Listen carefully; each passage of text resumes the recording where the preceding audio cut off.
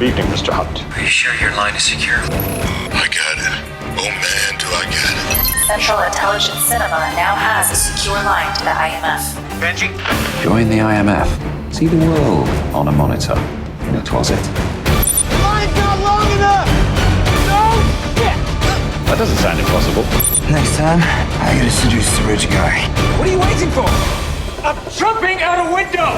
Well, this is not mission difficult, Mr. Hunt. It's mission impossible. Difficult should be a walk in the park for you. Central Intelligence Cinema presents Road to Reckoning. You can understand you're very upset.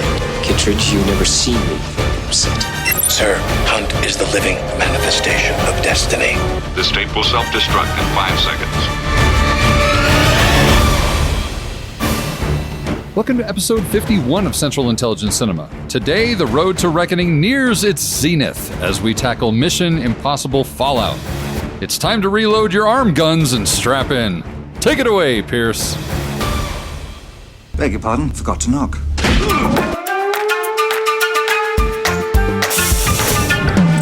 Welcome to the CIC, initiating security clearance.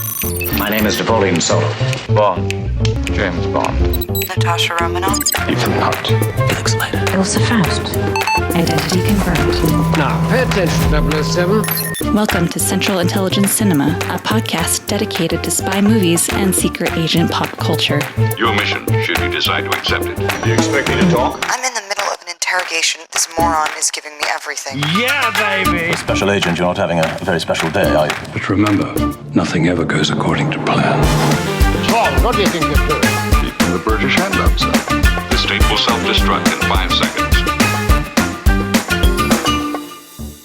Coming to you from an undisclosed location where all that exposition's gonna happen, it's the Central Intelligence Cinema Podcast. I'm Jason Greenberg, and with me, as always, Ben Esslinger. Thank you, Jason. And welcome back to the CIC. Jason, my man. What's up? I've been going to the School of Silly Spy Shit for 3.5 years. And you still haven't graduated? I'm no dummy. Well, I don't know. And if there's one thing I do know, it's that we have got one hell of a movie review today. Yes, we do. It is titanic. It is monstrous. It might almost say it was an Odyssey. Indeed. That is right. We are back. We are almost to the tippy top of the road to reckoning. And on Father's Day, no less, we are reviewing the big daddy of all Mission Impossible movies, Mission Impossible Fallout. So, I believe that's all you can say about the movie. Good night, everyone. Good night, everyone. Good night. We're done. Thanks, everybody. Be sure to like, subscribe, and with underscores. Yes, all those things. All those things. But I am excited to get into this because it is a good movie. Yeah, I right off the bat, I'll say it still is my favorite. It could use some trimming. Yeah. But it's still my favorite of the bunch, even though it has the most blatant bathroom fight since number one. But it's the daddy of all bathroom fights. Oh, no doubt. Maybe the best bathroom fight we have covered so far in this podcast. I would agree with that, for sure. They're not the very best well-built bathroom in the world. No, because it seems to break at the... I mean, it feels like it's made out of paper-mache, balsa wood, and plastic. Almost like it's on a set. But anyway, we digress. Yes. Very excited. I think, well... We'll get into rankings later. I'll save that for a little bit later. But yeah, fantastic movie. But yeah, super excited to jump in and talk about all this crazy, silly spy shit. Woohoo! Should we do it? Let's do it. You had a terrible choice to make in Berlin. One life over millions. And now the world is at risk. This is the CIA's mission. If he had held on to the plutonium, we wouldn't be having this conversation. His team would be dead. Yes, they would. That's the job. Down with the victim! You don't understand what you're involved in. You need to walk away. Please don't make me go through you. How many times has Hunt's government betrayed him, disavowed him, cast him aside? How long before a man like that has had enough? So, how is he? Well, same old Ethan.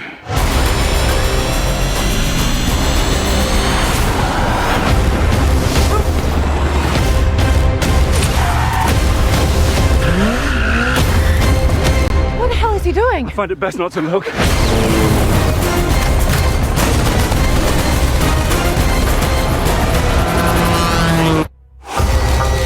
Okay, Mission Impossible Fallout, released in 2018, directed, of course, by Christopher McQuarrie. For those of you who somehow don't know his repertoire, Look into it. Rogue Nation. He did Way of the Gun, Valkyrie, Jack Reacher, Edge of Tomorrow. And a little movie you might have heard called Usual Suspects. Yeah. Granted, he didn't direct that one. He wrote that one. But he did write it. He did write it, which is a fantastic movie. Indeed. Of course, produced by J.J. Abrams once again, and Tom Cruise. Tom Cruise is the producer? No. On a Mission Impossible movie? What? What are you talking? Crazy talk. So, we didn't touch on this during Rogue Nation, but it should also be stated that Wade Eastwood, no relation to the other Eastwood. You mean the one that the Gulch in Hill Valley is named after? Yes. Okay, yes, just checking. Yes. Wade Eastwood was the second unit director and stunt coordinator on Rogue Nation as well as this movie. And I think he should get some credit on this movie too, because I just think that they've developed this fantastic working relationship, him and Tom. Like, they just seem to sort of get it. He understands the ethos behind getting these stunts as practical as humanly possible. Mm-hmm. Interestingly enough, he worked on Spectre as a stunt driver. Really? I wonder how he feels about driving at night in Rome. In Rome, with nobody on the road. Funny enough, I believe we get driving in Rome in Dead Reckoning, P.S. and by the way. During the day. Can't be compared. Though. That's true. And Wade Eastwood is also going to be stunt coordinator on both parts of Dead Reckoning. So he's a Vic Armstrong. He is the Vic Armstrong of the Mission Impossible. The Mission Impossible movies. Yeah.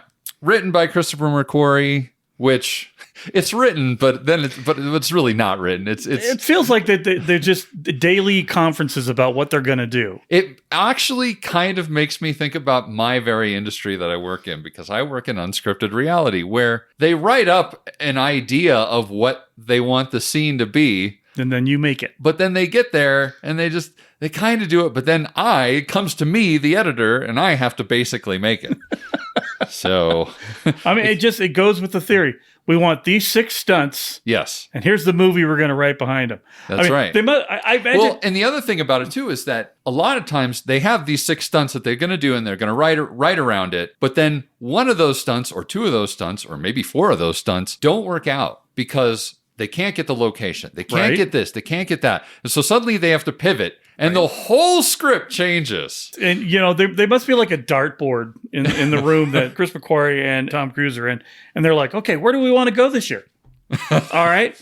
Okay, we'll write those down. Okay. What are the stunts we want to do? Okay. We got those down here. Okay. Who are we bringing back? Okay, sure. Ving. Yeah. Okay. Yeah. Oh, definitely Simon. Yeah. Rebecca. Sure. We should bring Sean back. He's super creepy. We should bring him back. Ooh, what about Alec? Yeah. Alec. Okay, we're going to bring Alec back. And then they're just like, all right, we got all these Post-it notes. Now we're going to play pin the tail on the donkey right now. And that's going to determine how we're going to structure the film. It's like Mad Libs. Indeed. Definitely. Tom and Chris are writing a movie. Chris wanted to go to Rome. Location. There's just location with a blank. Where there will be an amazing donkey stunt. Indeed. Photography-wise, cinematography this time was by Rob Hardy, who did Annihilation and Ex Machina, which is an interesting choice, but it makes sense. We were watching, at least I think we both watched the same behind-the-scenes thing, where McQuarrie was talking about how in the past it's always been a different director for each movie, and so each movie has kind of a different look. Yep. And he kind of wanted to continue that, even though Tom asked him back to do another one. So he was like, well, how can I make this look different than the one I just did? And so one of those big choices was certainly getting Rob Hardy to come in and shoot it in a different way and give it a different vibe and everything. Right. Well, I mean, I don't think his repertoire is action movie centric or even heavy or even adjacent. Well, it's definitely more artsy fartsy. Right. And he, Rob Hardy does science fiction essentially. So it's a slightly different craft, slightly, but we aren't talking about like sub genres. So Yeah. You know, it's certainly a different animal than mission movies or action spy movies. And I think it's a great choice. He's got some really interesting looks in this movie. It definitely gives it a different vibe. My only critique at all would be, and this might actually be on the post side, occasionally it feels over-polished every once in a while. Yeah. But I don't think that's necessarily down to shooting. That could be down to, like I said, it could be down to post-production. I don't know who did some of that stuff. I mean, we do have back Eddie Hamilton as the editor, but the editor doesn't always take care of how something is given the final gloss, right, if you will. And I will say the editing in this movie is fantastic. It really is. I think about that scene in the Arc de Triomphe, during that motorcycle chase. Mm-hmm. The editing during that little moment there is so it's so good. It is so good. Oh, I love it. Love you, Eddie Hamilton. You're my hero. You are. Someday, if you could take me away from unscripted reality hell that I'm in and let me work on something cool. Anyway. DM me. DM me. My DMs are open. And also, I should mention, I'm going to skip ahead to music because I do feel like music played a big role in making it feel like a much different movie than Rogue Nation. Lauren Balfe really gave this a much different vibe. You can tell that they went for a much more serious tone in every way, both in direction and like the music is definitely got a harsher. It does, and there's much more. I won't say subtle because you know it's there, but the integration of the Mission Impossible theme is prevalent throughout the entire soundtrack. Yeah. But not in such a way that it's beating you over the head with it every time you see it. There's fast versions of it. There's very slow burn versions of it. Yeah. And he basically uses the speed and the tempo of the music, of the theme song, to set the mood and the tone of the scene you're in. Yeah. So it's almost like, listening to a smooth jazz version of Star Trek, right? Right. But I mean, granted, there's no smooth jazz stuff in here. But you take something that right? And you change what it is, but it's still there in your brain. Your brain's going, oh, I get it. I get it. There's stakes with this Mission Impossible song here. Exactly. I also felt like they were very judicious about when they used music at all. Mm-hmm. There's a couple moments in this movie where they play it dry and it works really, really well. Well, the bathroom scene. The bathroom scene. The best use of the music, we're talking about music, so I'm not jumping ahead. When they jump out of the plane and the lightning bolt hits and everything just stops. Yeah, it's just, so you got the music. And there's not even, I don't even think they have room tone. No, there's nothing. It's dead silent. Dead silent. And it's so effective. It is. Because you lose, the music is what's driving that whole scene. Right. What your eyes are watching, but the music is keeping up, and then all of a sudden it just stops. Yeah. And I was like, oh, that was clever. Making a note about that right now. Good job, Lorne. When I make my movie, I will do the same thing. When Luke Skywalker gets knocked out by the... Oh, wait, no, I don't do that kind of stuff anymore. By the numbers, the budget for this movie was $178 million, which was $28 million more than Rogue Nation, and the movie made $786.6 million worldwide at the box office, which is about $100 million more than Rogue Nation. So that little extra dosh kind of paid off. Yeah, this is the reason that Tom Cruise gets more money when he asks for it. Yeah. Because it pays itself off. Yeah. If he asks for it, he usually has a pretty good reason for it. I mean, if he came into a studio exec like Paramount and went and said, I need $728 million to make a movie, they're going to be like, you realize that you would have to recoup $1.5 billion in order for that to pay off. Uh-huh. Come on. Yeah. Honestly, if Tom Cruise asked to borrow money from me, and he said, well, I can make you money if you just give me this $100 or whatever, I'd be like, okay. Can I get points on your next movie to pay this back? So, talking about all the characters, returning characters, and otherwise, obviously, Tom Cruise is back as Ethan Hunt. He was 56 years old in this movie, and he does kind of look a little bit more distinguished. This is the first time that I actually kind of noticed it. Can I say that I think... Yeah, and I did too. But I think this is the first movie that I remember him looking distinguished. Yes. Before, he was just kind of like more rugged young Tom Cruise. Right. I think this was the first movie he's just like, he's finally grown into being Tom Cruise. Yeah. Like and I always compare the two, but like when Paul Newman got into his 50s and he just got rakishly handsome. Yeah. Right? Like he didn't look a whole lot older. Right. But there was just that point of maturity level where the face all filled in just where it needed to be. Right. And everything else. So yeah, I'm looking at him going, I'm like, he's so much older than Rebecca Ferguson in every scene that they're in. But I'd sleep with that guy. Look at him. I mean, it's unbelievable. It's unbelievable how good he still looks. He went from being pretty to handsome. Yeah, it's remarkable. As far as the secondary characters and love interests, Julia is back. Michelle Monaghan. Yay. Yay. And I appreciate that they actually give her something to do. She's not just the damsel in distress at the end. So kudos to them for actually giving her some personality and well, and a great moment with Ving Rhames, who gets so few great moments. He got a lot of good moments in this movie. Well, and I was about to get to that. The fact that Ving Rhames really shines in this movie. Mm-hmm. Probably his best performance in any of them. I think about that moment, that almost weepy moment with him and Ilsa, when he's talking about how like Ethan saved me and that's why we're in, like he basically blamed himself. Right. For being in the predicament that they were in. Because he knows Ethan's not going to change. Right. And he's like half weeping to Ilsa. And I'm just like, oh my God, my man is like bringing a whole lot more than the meats. He's bringing the tears. The salty tears of not meat. Not meat this time. He's actually bringing his like A+ game. Also, Ilsa Faust is, of course, back, played by Rebecca Ferguson. Okay. Again, I think that one of the strong points of this movie is that they did find something for everyone in this movie to say and do. Yes. That is not just a filler or something that helps fill out Ethan. Right. You know, in a Bond movie, sometimes you get a character here and there that their whole identity is strictly to serve what's happening to Bond and not what's happening to them. Whereas I feel like every single character gets some good dialogue, gets some personality in this. Like, well, they all get to be their own person. Yeah.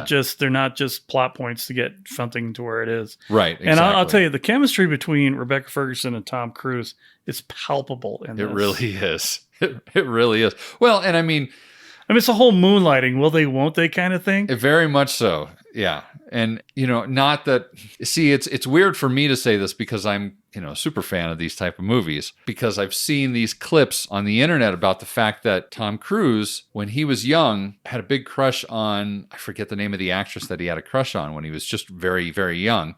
And that actress looks astonishingly similar to Ilsa or to Rebecca Ferguson.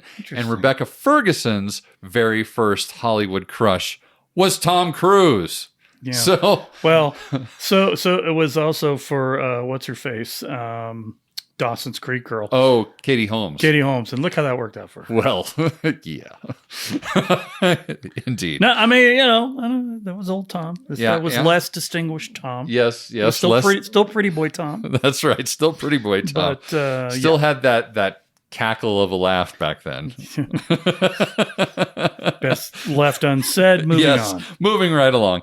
Benji's back, of course. It is not a Mission Impossible movie now. At this point. Without Simon Pegg. It really isn't. I mean, you can make him without Ving Rhames. They did, more or less. But you can't do it without Benji. No, because he's the heart and soul. He is. Again, I'll say it every time we do this, and thank God we're done. He is the audience member in the movie. Yes. Things are happening to him, but he very seldom is driving what's happening. He gets more in this movie, thank God. Very much so. There's a line that he shares with Ethan. They both voice the exact same line. Yeah, the alternate title for this movie. Yeah. Well, what was it again? Mission Impossible 6. We're working on it. Yeah. So yeah, I mean, he's fantastic as always. There's still great chemistry between the two of them always. They just fall right back into place. Alec Baldwin's back. Yay! To be the secretary of the IMF. Too bad we already know what happens to the secretary of the IMF in every one of these damn movies. Yeah. And then Sean Harris is back as Solomon Lane, much more grizzled. Also, can I just say that I have changed my opinion on the Philip Seymour Hoffman statement I previously made about him being the best villain. You think? I think Sean Harris, but only because Sean Harris has had the opportunity to play that villain out. Right, and develop him. And if they hadn't killed off Philip Seymour Hoffman and kept him going, he would have crushed it in every single way. Absolutely. But I mean, when you've got creepy beard, buggy eye, talking through my nose type of... He sounds like a Skeksis. That's what I realized yesterday. Was that he sounds like a Skeksis from the Dark Crystal. You know? Crystal! Blow your nose, Sean. Fantastic, though. And I think part of it is, too, they wrote enough for him to allow him to develop into that role. Like he takes on a slightly different vibe in this movie where, you know, he's seen some stuff. He's been in jail. He's been passed around from government to government, interrogating him. Well, he's basically become a true Bond villain here in that he's got all these little undercurrents and whatever that you're not seeing the bigger picture on, right? To maneuver everybody to where he can do his master plan. Indeed. And now he wants revenge on top of everything else, which truly makes him that Bond villain level villain. Well, I think we can say hashtag better Blofeld, because as much as I like Christoph Waltz, I would love to have seen Sean Young be Blofeld. Sean Harris. Sean Harris, yeah. Well, Sean Young would have been an interesting turn. That's an interesting Actually, turn now as well. that I'm thinking about that. She does play crazy well, or is she playing? But yeah, Sean Harris would have been an interesting choice as Blofeld in the Daniel Craig films as well. Very much so. Right? I bet he was like, damn it, he's been in Rogue Nation?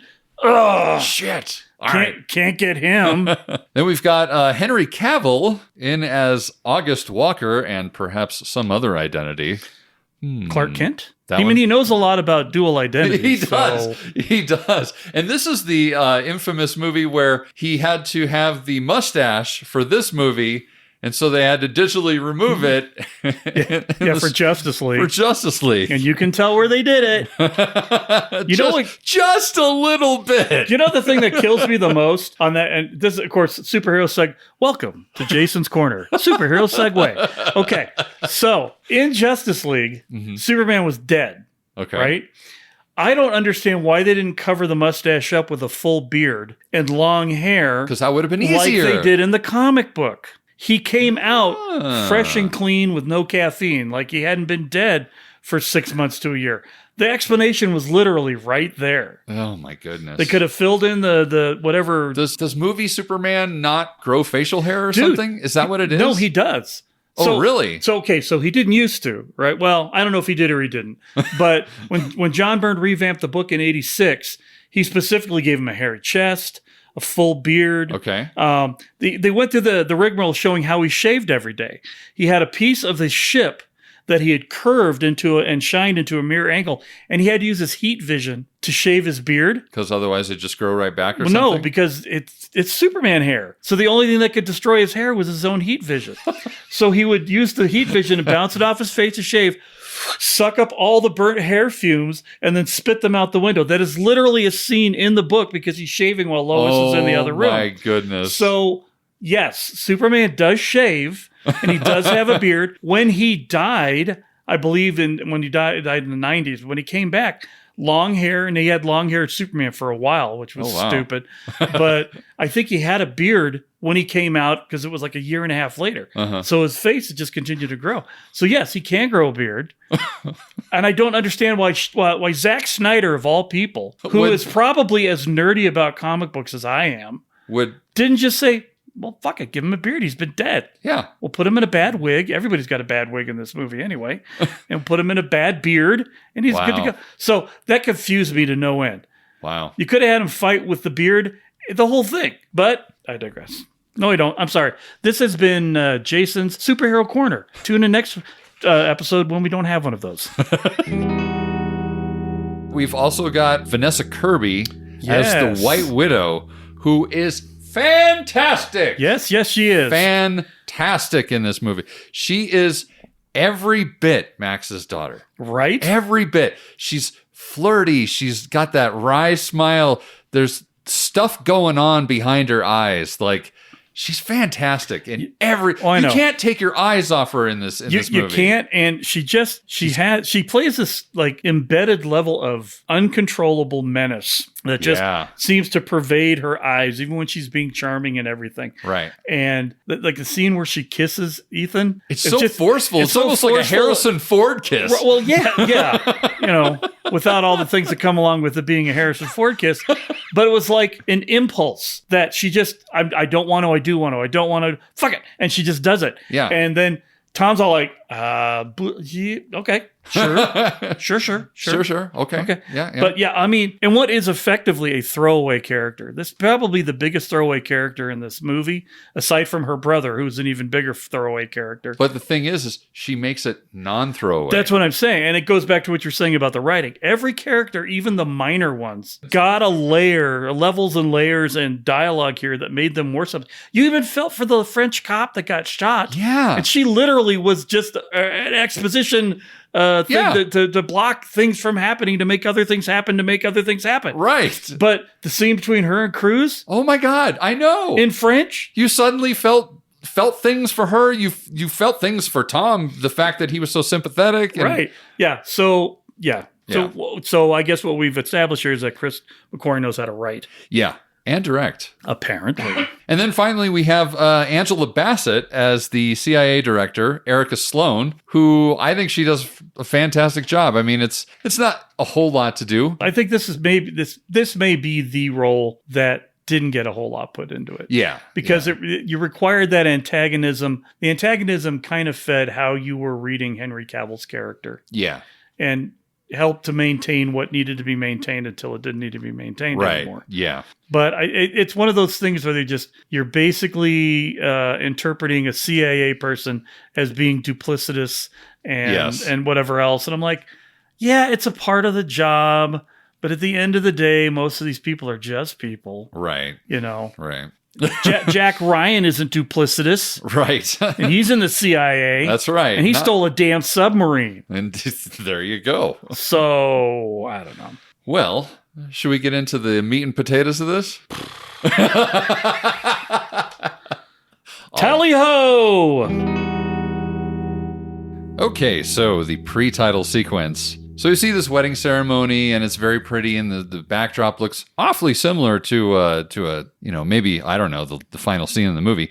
But so it's very pretty, and we see Tom there, and he's dressed up in his best, and the officiant is facing away from camera, and it's obviously Ethan and Julia. And as it gets closer and closer, the vows that the officiant is reading start to kind of slightly change and morph into things about putting Julia in danger and harm's way and changing her life forever for the worse. And the look on Ethan's face starts to change. He's like, wait, what are you talking? Stop that. Stop that. And then suddenly Ethan realizes that the officiant is Solomon Lane. Which we all knew because nasally voice is reading everything. Exactly. Exactly. And obviously we realize this is some kind of dream sequence. Which, does Ethan have the ability to see the future? I know. Is that something we're exploring in this episode, this movie? It's a little on the nose. And then we see this big explosion happen far off in the background, and then the fire gets closer and closer, almost all a Terminator. And then it fire, and it just burns Ethan and everyone to pieces, and then bam. Thankfully, we didn't have like his skeleton holding Julia's skeleton, rocking back and forth with the skin peeled off. Yeah, exactly. And then turns into dust. Right. And then he wakes up. And we're in Belfast, courtesy of some appropriately sized location. Very appropriately sized location indicators. Indeed. And this does not turn out to be an exposition barge. It is not. Although it could have been an exposition barge for what happened prior. Indeed. So, and I will say that very first shot, too, when he wakes up from this dream, it is so J.J. Abrams with the lens flare. Yeah. Like and Rob Hardy does that several times in this movie, he gets a little bit of that J.J. Abrams lens flare going, except it's slightly different. I can tell he's using some different kind of lens because the lens flares aren't quite so circular the way JJ's always are. They're more almost like straight lines. Yeah, he's using the same kind of lens that John Carpenter is famous for using in everything. Yeah. Anyway, I digress. So he's basically in this safe house and he gets this mission offer, which, the door knocks. He goes downstairs and there's this guy and he's spooky postman. It's raining and it's night, of course. And backlit completely so you can't see the person's face. Right. But he's got the postman cap on. Yeah. So, and we get one of the most uncreative, unoriginal exchanges, where the spy has to say one thing and the other spy has to say the other thing. It's like, fate whispers to the warrior, a storm is coming. And the warrior whispers back, I am the storm. Yeah. Even my wife is like, man, I've heard that one before. That's lame. Yeah. It was... It was like, was that like a last minute, like, oh shit, we need one of these in here? I don't know. Just use this. It's fine. We're doing rain in the scene. The umbrella thing is kind of on the nose. Lovely weather we're having today. I prefer the weather in Florida. But Florida is much too hot and muggy for me. Not for me. I thrive in humidity. Why can't we have ones like this? Like, yeah. Did you have a bowl of cereal today? I did. It was Captain Crunch and very tasty. I find the Captain Crunch with Crunch Berries is much more tasty. No, the red dye makes me hyper. Here you go, Mr. Hunt. I would appreciate one of those just once. So he opens up the package, and inside is a copy of Homer's Odyssey. Very telling of just how long this movie is. Yep, you're going to be wanting to go to sleep by the end of this one, too. Yeah, it's like strap in. So, of course, inside is the little tape recorder thingy, which is so interesting. This tape recorder-esque thing, how they combine high-tech with low-tech. Right. And it's just an interesting idea, but it works really well. It's very visceral, and so it's very tactile, I should say. It is. And so it helps. I don't know, when things are ultra technology forward, I kind of flinch and kind of like, is that really? Whereas this was almost steampunk-esque in the manner in which it all functions. The tech in this movie is very low tech. Yeah. For the most part. Right. I think we get the ridiculous tracker things that are just part, go into their neck or whatever. Yeah. Of spy movies at this point in time. Yeah. But they're tracking them on regular phones. They're using regular cameras. Yeah. They're not doing a whole lot of, even the jumping out of the airplane. That's all legit stuff. Not a contact lens with a camera inside of it. And thank God. There's not the masks are maybe the most technically oriented thing in this entire movie. Yeah. But everything else, the tech feels like the tech from the TV show. Yeah. Right? The book starts it. That's how they used to do that. But I remember like the in Rogue Nation with the turntable and the laser. Yeah. I didn't like that. It was cool. But it feels like, yeah, but you like turntables. I know. But this one feels like they were getting back to the basics.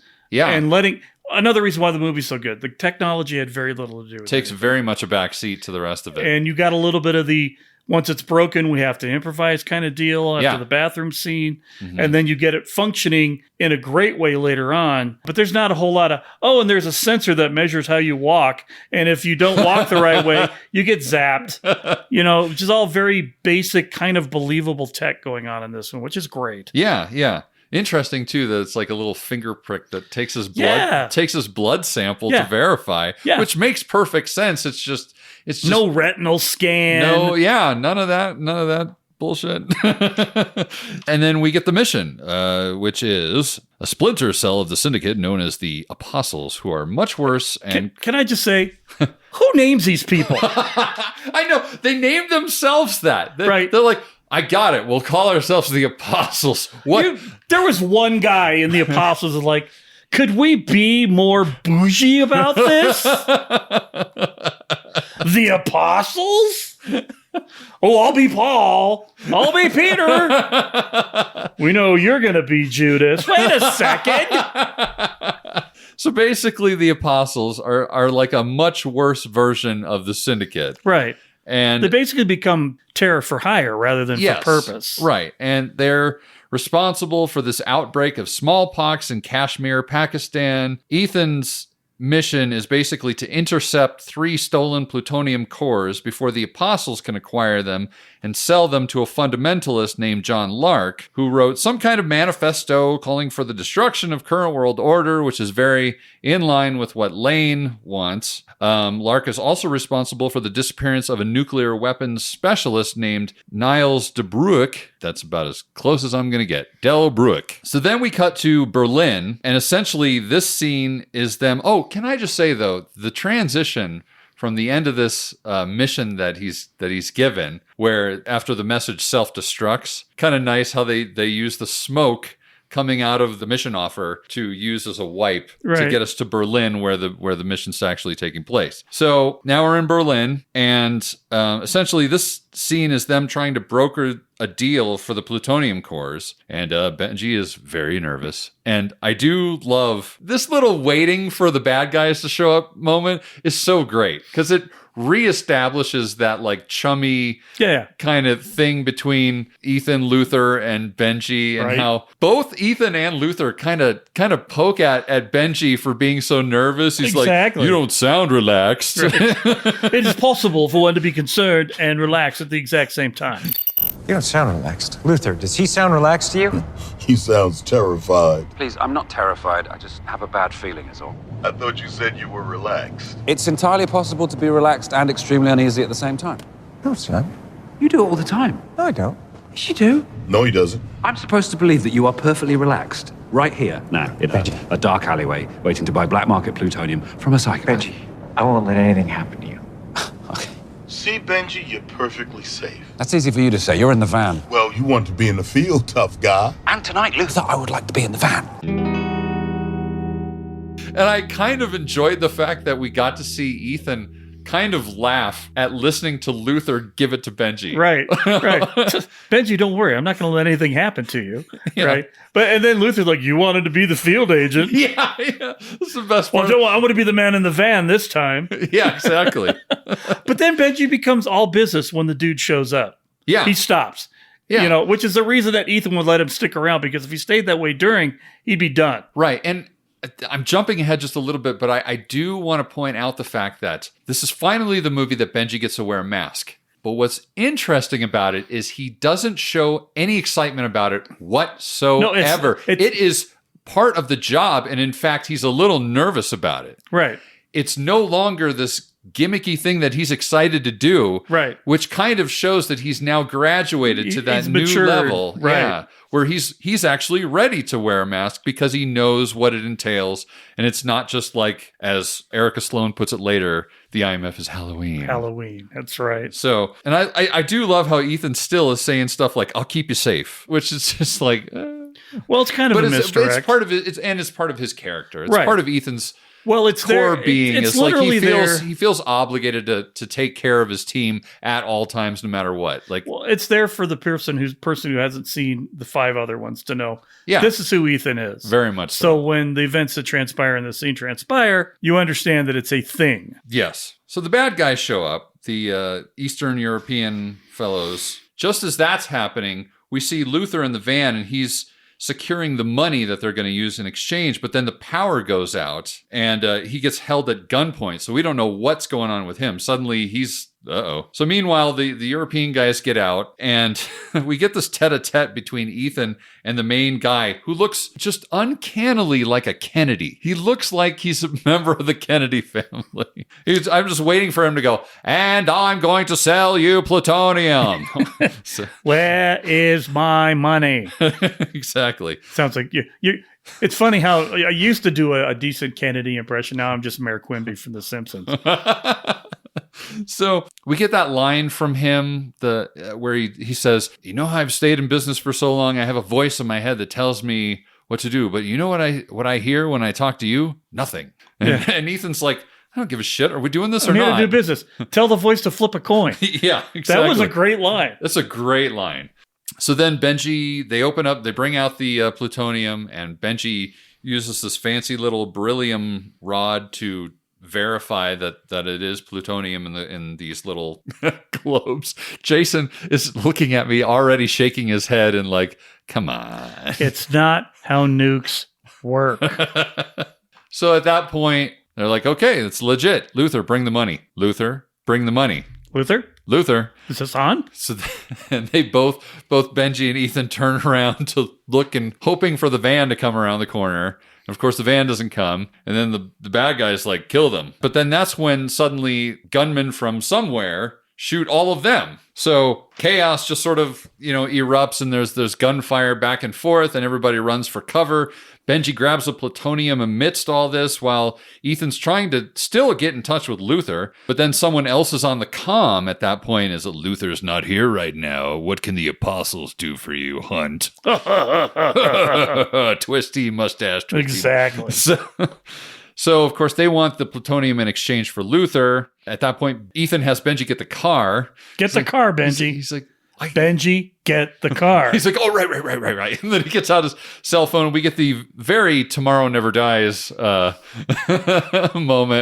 where Benji navigates the car using his cell phone. And so then the guys who have Luther are just around the corner from where Ethan is standing. They're like, we're going to count to 3, and you got to bring us the plutonium, otherwise Luther's going to eat it, essentially. Yeah. So Ethan's trying to kind of figure out what the hell he's going to do. And then eventually he's like, kind of mutters to himself, I'm sorry, Luther. And he turns in and shoots Luther and the bad guy. And then the other guys run away. And then Ethan runs over to Luther to check on him. And thankfully, of course, Luther has a bulletproof vest on, which is kind of what Ethan's counting on. In the meantime, too, when all that gunfire initially happened, Benji, instead of looking at the plutonium, he picked up a gun off the ground and started shooting. Mm-hmm. And so nobody's watching the plutonium. Nobody's ever watching the plutonium. So they all get up and they're like, why aren't we dead? And there's like, yeah, we should be dead. Why aren't we dead? Why did they run away? And then they turn around, they realize that they ran off with the plutonium. So then we cut to, we see a TV, and Ethan's kind of looking down, very serious looking. And we see on the news, on CNN, Wolf Blitzer is talking about 3 nuclear attacks that happened simultaneously. And there's massive bombings that went on in Rome, Jerusalem, and Mecca. And then we hear Luther say, it's time. So at this point, we then cut to a hospital room where we see Niels Delbruck. He's chained to the hospital bed, and he wakes up finally from something that happened to him, and he looks up and he's watching the news, and he gets very elated because he's seeing that like his evil plan, part of the evil plan that he was part of is playing out before his very eyes. Ha ha. And at that point, Ethan and Luther, they want what's on Niles's phone, and Niles is not having it. He's like, well, I'm not telling you anything. I don't give a shit. I don't have to. Everything's done for me. I'm fine. Right, exactly. So then we get this really believable fake fight between Luther and Ethan, where they really sell the shit out of this fight, where, Luther is talking about wanting to compromise and make a deal with Niles, and Ethan's like, now fuck that, basically. And he doesn't want to do anything about it, but Luther persists, and he says, if we read your manifesto over the air, will you open up your phone for us? And he's like, you can do that? And he's like, yeah, we can make a phone call and make it happen. And he's like, well, yeah. And then, then he starts laughing. He's all like, oh, sure. If you do that, what do I care? It doesn't matter to me anymore. Ha ha ha ha ha. Right. I've got you over a barrel. Yeah. Ethan looks like he's ready to get physically involved with Niles at this point. And Luther's literally having to hold him back. And eventually they just start fighting with each other, and Niles is eating it up. He just loves watching them like go after each other because he feels like he's the author of all the pain. So So finally they break from this little fight, and Ethan's like, fine. He gets his phone out and he walks into the corner and he's like, no, he won't cooperate.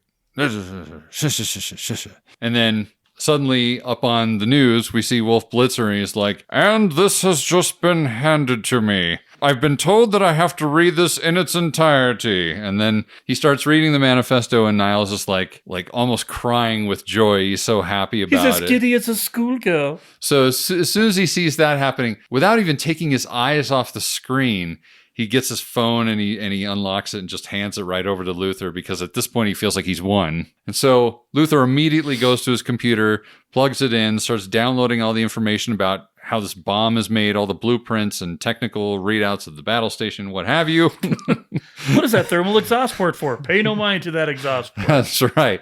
So he pulls down everything that's on the phone, and then Ethan's like, "Did we get it?" And he's like, "We got it." So, of course, Ethan then goes, "Go." And then all the doors fall down, almost identical to in Mission Impossible from 1996, the original. And we see that it's a mousetrap and that the whole thing was staged. And off in the you can see off in the distance the news studio where, quote unquote, Wolf Blitzer is reading the news. Right. And Wolf walks over. I love the fact that they even got Wolf Blitzer to be part of this. Right.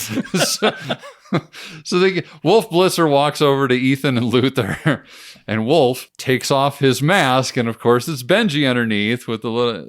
And before he gets the vocal thing off, he's like, "Did we get it?" He's still sounding like Wolf Blitzer. And then of course Ethan's like, "Of course we got it." And then cue the music.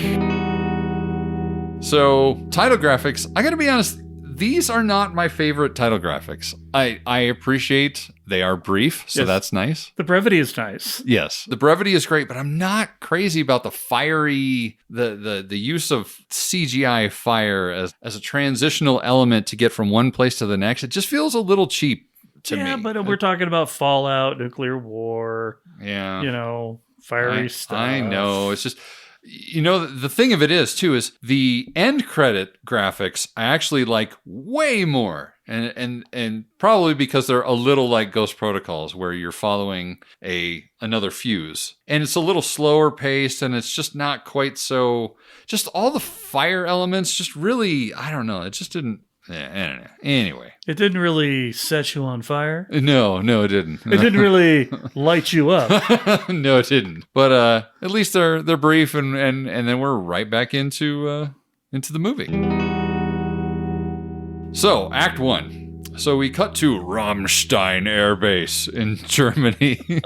Because I can't say that without thinking of the industrial group Rammstein. So there's an air base apparently named after this industrial group. One might imagine it's the other way around. No. And maybe the base was named after its location. Rammstein is a musical institution in Germany. It's something in Germany. If one of our tens of listeners in Germany, and we have them, by the way, thank you, shout out to Germany, we can settle this. What came first, the air base or the industrial rock group? So anyway, we're at Rammstein Air Base, and Ethan rolls up to meet Secretary Baldwin, or Hunley, and so they start talking, and we find out that the phone that they got off of Niles led to this communique between John Lark and Alana Mitsopoulos, who is an activist and philanthropist, which earned her nickname the White Widow. And of course, as philanthropists tend to be, they have a side hustle, which is a arms dealer and a money launderer in this case. Like you do. They also found out that Lark and Widow are set to meet at this private lounge at the very fancy Grand Palais in Paris at this fundraiser, and that if Lark doesn't show by midnight, she'll sell the plutonium to the highest bidder. And then we get this little kind of slightly more personal moment between Ethan and Hunley, where Ethan's like, "Sir, and Hunley's like, "Don't worry about it." It's basically like, "Dad, I screwed up. It's all right, son. It's all right. I know that you make mistakes, but I love you anyway." That's right.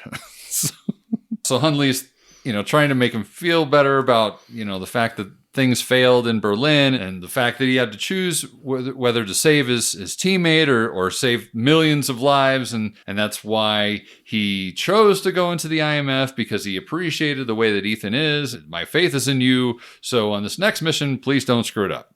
So essentially. And that's when we cut to Erica Sloan, the head of the CIA, followed by August Walker, Henry Cavill, and they're walking down this hallway, and Henry Cavill's doing a walk, man. It is a walk. He's doing the Walker walk. He's doing the Walker walk with his shoulders back and his chest down. He's just, yes, almost robotic, like like a Terminator. Maybe he's like the grandnephew of Walker, Texas Ranger.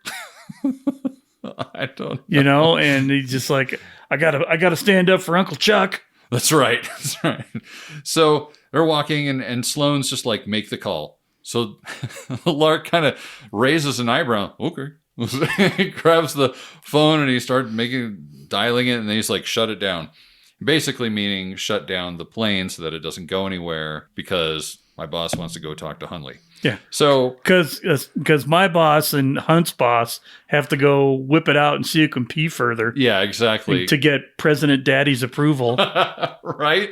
Just a total pissing match, this argument that we get now between Sloane and Hundley. Sloane is basically ready with a team in Paris, but Hundley argues that there's no one there to reliably identify who Lark is, and then that's why Ethan has to go in and do it, because otherwise it's like, well, how do you know you even got the real Lark? That's when we get also that line from Sloane about the IMF being Halloween and a bunch of grown men walking around in rubber masks and what have you. And we all know they're not rubber. They're like some sort of special synthetic latex thing that looks like normal flesh and acts like normal flesh. So they're not really Halloween masks. That's right.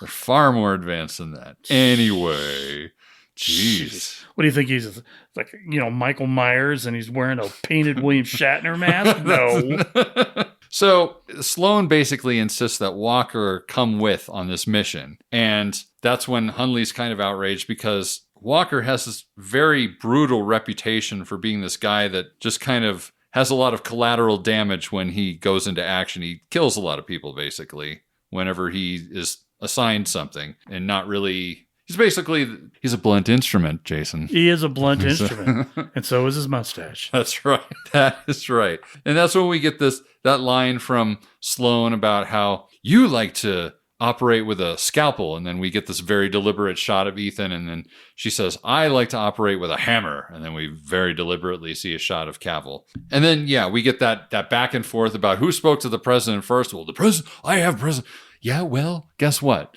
My daddy can beat up your daddy, and therefore he's coming along for the ride. The only way that you're going to keep doing this mission is if Walker goes along with Ethan. So Sloane wins out in the end, and so Walker and Ethan get on the plane, and we're off and about. Now, can I just say it's kind of funny that the IMF doesn't have access to its own planes? They have to borrow it from the CIA? I guess there's kind of always been this... It's a shoestring budget, man. It feels like there's always been this kind of undercurrent that the IMF is like a sub-branch of the CIA. Yeah. They don't come right out and say it. They're not Special Activities Division. No, because they clearly say that that's what Walker is. Yeah. Like he's the badass version of the CIA. Right. And yet, if they're part of the CIA, why is the guy in charge a secretary and not a director? Right. And so I really, look, tens of listeners, if any of you is more of a Mission Impossible-ologist than we are, if you could maybe let us know if there is any lore or anything about what the IMF is, why there's a secretary. Like the hierarchy? Yeah. Let us know, because I'm genuinely curious.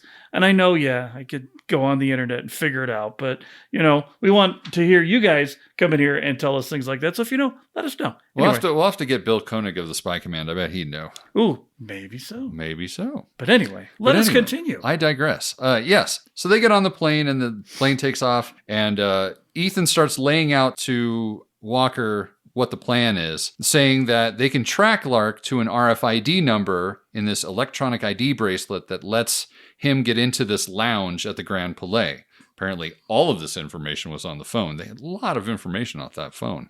Crazy. Anyway. Was that like an exposition phone? It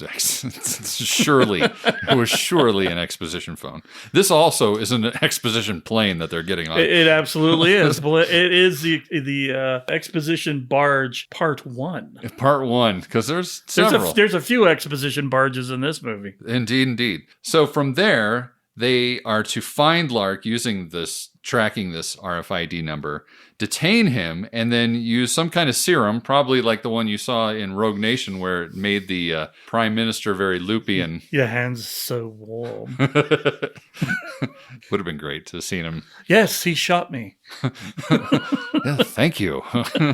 So once they give him the serum, then Ethan would create a mask and assume his identity so that he could then pose as Lark and meet the White Widow and make the trade for the plutonium.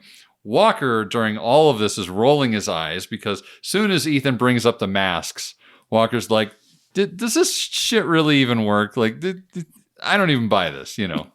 So Ethan then just sort of brushes that off and he's like, well, at this point, once we get Lark, I'd hand Lark off to you. You can take him to the extraction team waiting. And Walker's like, no, you're not going to get rid of me that easy. That's bullshit. I call bullshit on that, which turns into this argument where Walker's blaming Ethan like, well, if you had made the hard choice in Berlin, I wouldn't even be here. While Ethan points out that if Walker hadn't basically killed every lead or apostle member who had a positive ID on Lark, we wouldn't even be on this mission at all. They would have already figured out a different way to get the nukes and they would have already ID'd Lark. So what do you think about his accent in this? It sounds very Superman-y. Very Superman-y. Mm-hmm. I prefer his Man from U.N.C.L.E. accent just a little bit more. It's just a little more fun to me. It's a little more upper crusty. Well, and it's also kind of campy too at the same time. Yeah, well, I mean, he was doing kind of his version of Napoleon Solo from the TV show. Yes. So and Napoleon Solo is hello, no. I'm so much better than all. Well, it's got a little bit of that old time TV, old time movie talk. Well, too. absolutely. His cadence, have you know, Mr. His cadence is Mr. exactly. His cadence is different in it. He's like, well, I don't know. I believe that we should. How about we do this? My CO2 laser is better than your CO2 laser. Exactly. Yeah, and you're absolutely right. But I mean, at the end of it, it sounds more English because of the way that he's enunciating and the general sort of, upper crust, Harvard, yes, tutu, Yale type of thing. Whereas this one, he's basically literally just doing Clark Kent. Yeah. It's fine. I guess it's fine. I definitely have heard worse American accents. I'm looking at you, Mr. Cumberbatch. At this point, Ethan says to suit up and they get ready for the jump. And we immediately get the impression that Walker's a little bit out of his depth because, he's futzing with his equipment and his face mask is fogging up. And Ethan's like, are you even getting any oxygen? He walks over and he like flips the little valve and immediately it like clears. And he's like, oh, I can breathe now. Oh, surprise, surprise. So then they're about ready to do this jump. And I got to gush about this Halo jump real quick because it is so good. It is so good because not only is it real, but they execute it so well that you begin to take for granted just how good it is. There's no seams. You don't see anything that is off if you were watching something that was CG. But it's also so good that you might assume that it is CG. It's this weird dichotomy in that respect.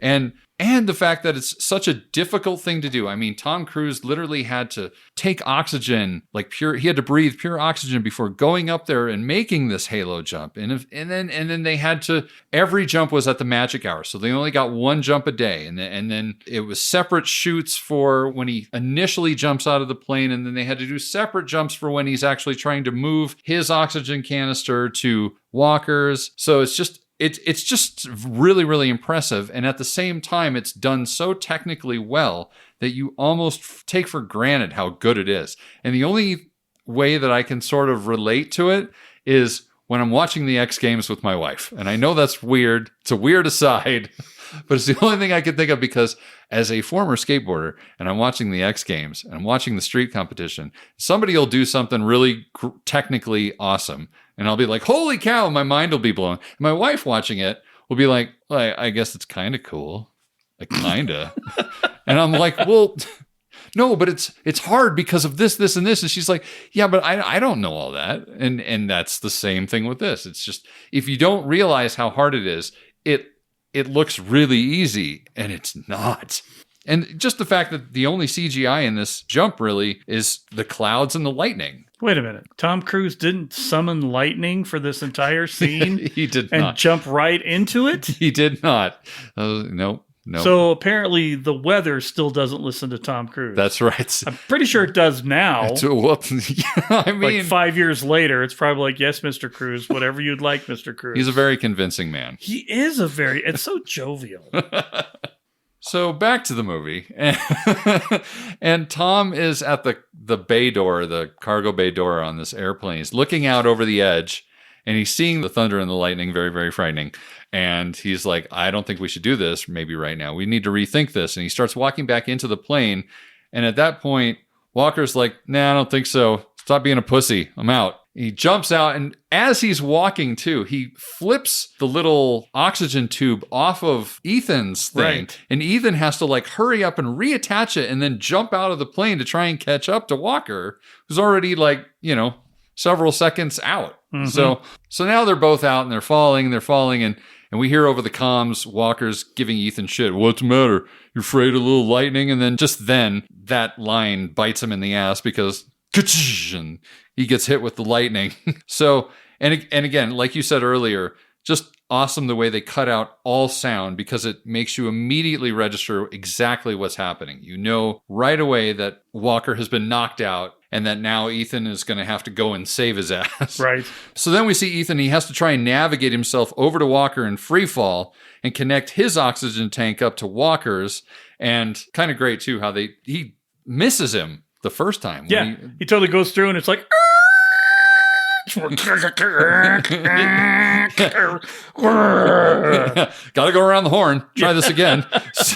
So he finally gets back to him and he's finally able to connect up the oxygen tank. Then he has to flip him over and then pull his chute. And then, of course, Ethan pulls his chute way unrealistically low. No. He would have splattered up against that spire or impaled himself or something. There was no time for him to brake, and he was at terminal velocity at that point. I really wish they would have, because clearly that part of it, when he's landing, that has got to be CGI moment, right? It feels like it. Yeah. Because he was not landing on solid terrain. Right. And so they could have made it look like he was just a little higher up so that it's not quite so unbelievable. Right. But anyway. It is what it is. It is what it is. So then he's hanging there at the spire and he's just looking down at what is about to happen to him because there's no other way down. And he's like, oh shit. So he lets go. He disconnects from the parachute and he rolls down to the bottom or to the roof, I should say, the flat roof. And then of course, down comes Walker and he's perfectly fine. And he lands perfectly. He starts rolling up his parachute. He's like, what's the matter, Ethan? Looks like you lost your oxygen tank. Just perfect dickhead fashion. Yep, and Ethan just wants to smack him in his smarmy mustache face. That's right. So then we're inside the Grand Palais. Oh yeah, on the ones and twos, boy. So anyway, massive club. This is the largest club maybe I've ever seen. And Ethan and Walker, they're up on the rafters or something, way up high, and they clearly change out of their parachute clothes and into clubbing clothes. Hell yeah. They knew the assignment. Ethan gets into a very sharp blazer with a looking good. Hair, perfect. Cavill's got a tie on, though, which is pretty funny. Yeah, a little buttoned up. I'm like, Clark? Another one of those really nice lens flares, as you described from, what was the movie? John Carpenter movie? Carpenter-esque. And this big wide shot of the club that they're in. And Walker gets a read on Lark, or quote-unquote Lark, and tells Ethan, and they fight their way through the hordes of people dancing or whatever, and then he points to the bathroom. Well, and they can barely hear themselves with their earpieces. Yeah. Then in this whole disco environment, I'm like, don't you feel like those earpieces should be rated at sub-level for noise? Yeah. If I was Ethan, I would just be looking for the top of his head. Yeah, because he's 10 feet taller than everybody else. Right, exactly. Maybe if he had his Argyle hairstyle, it would have been easier for them to be able to find him.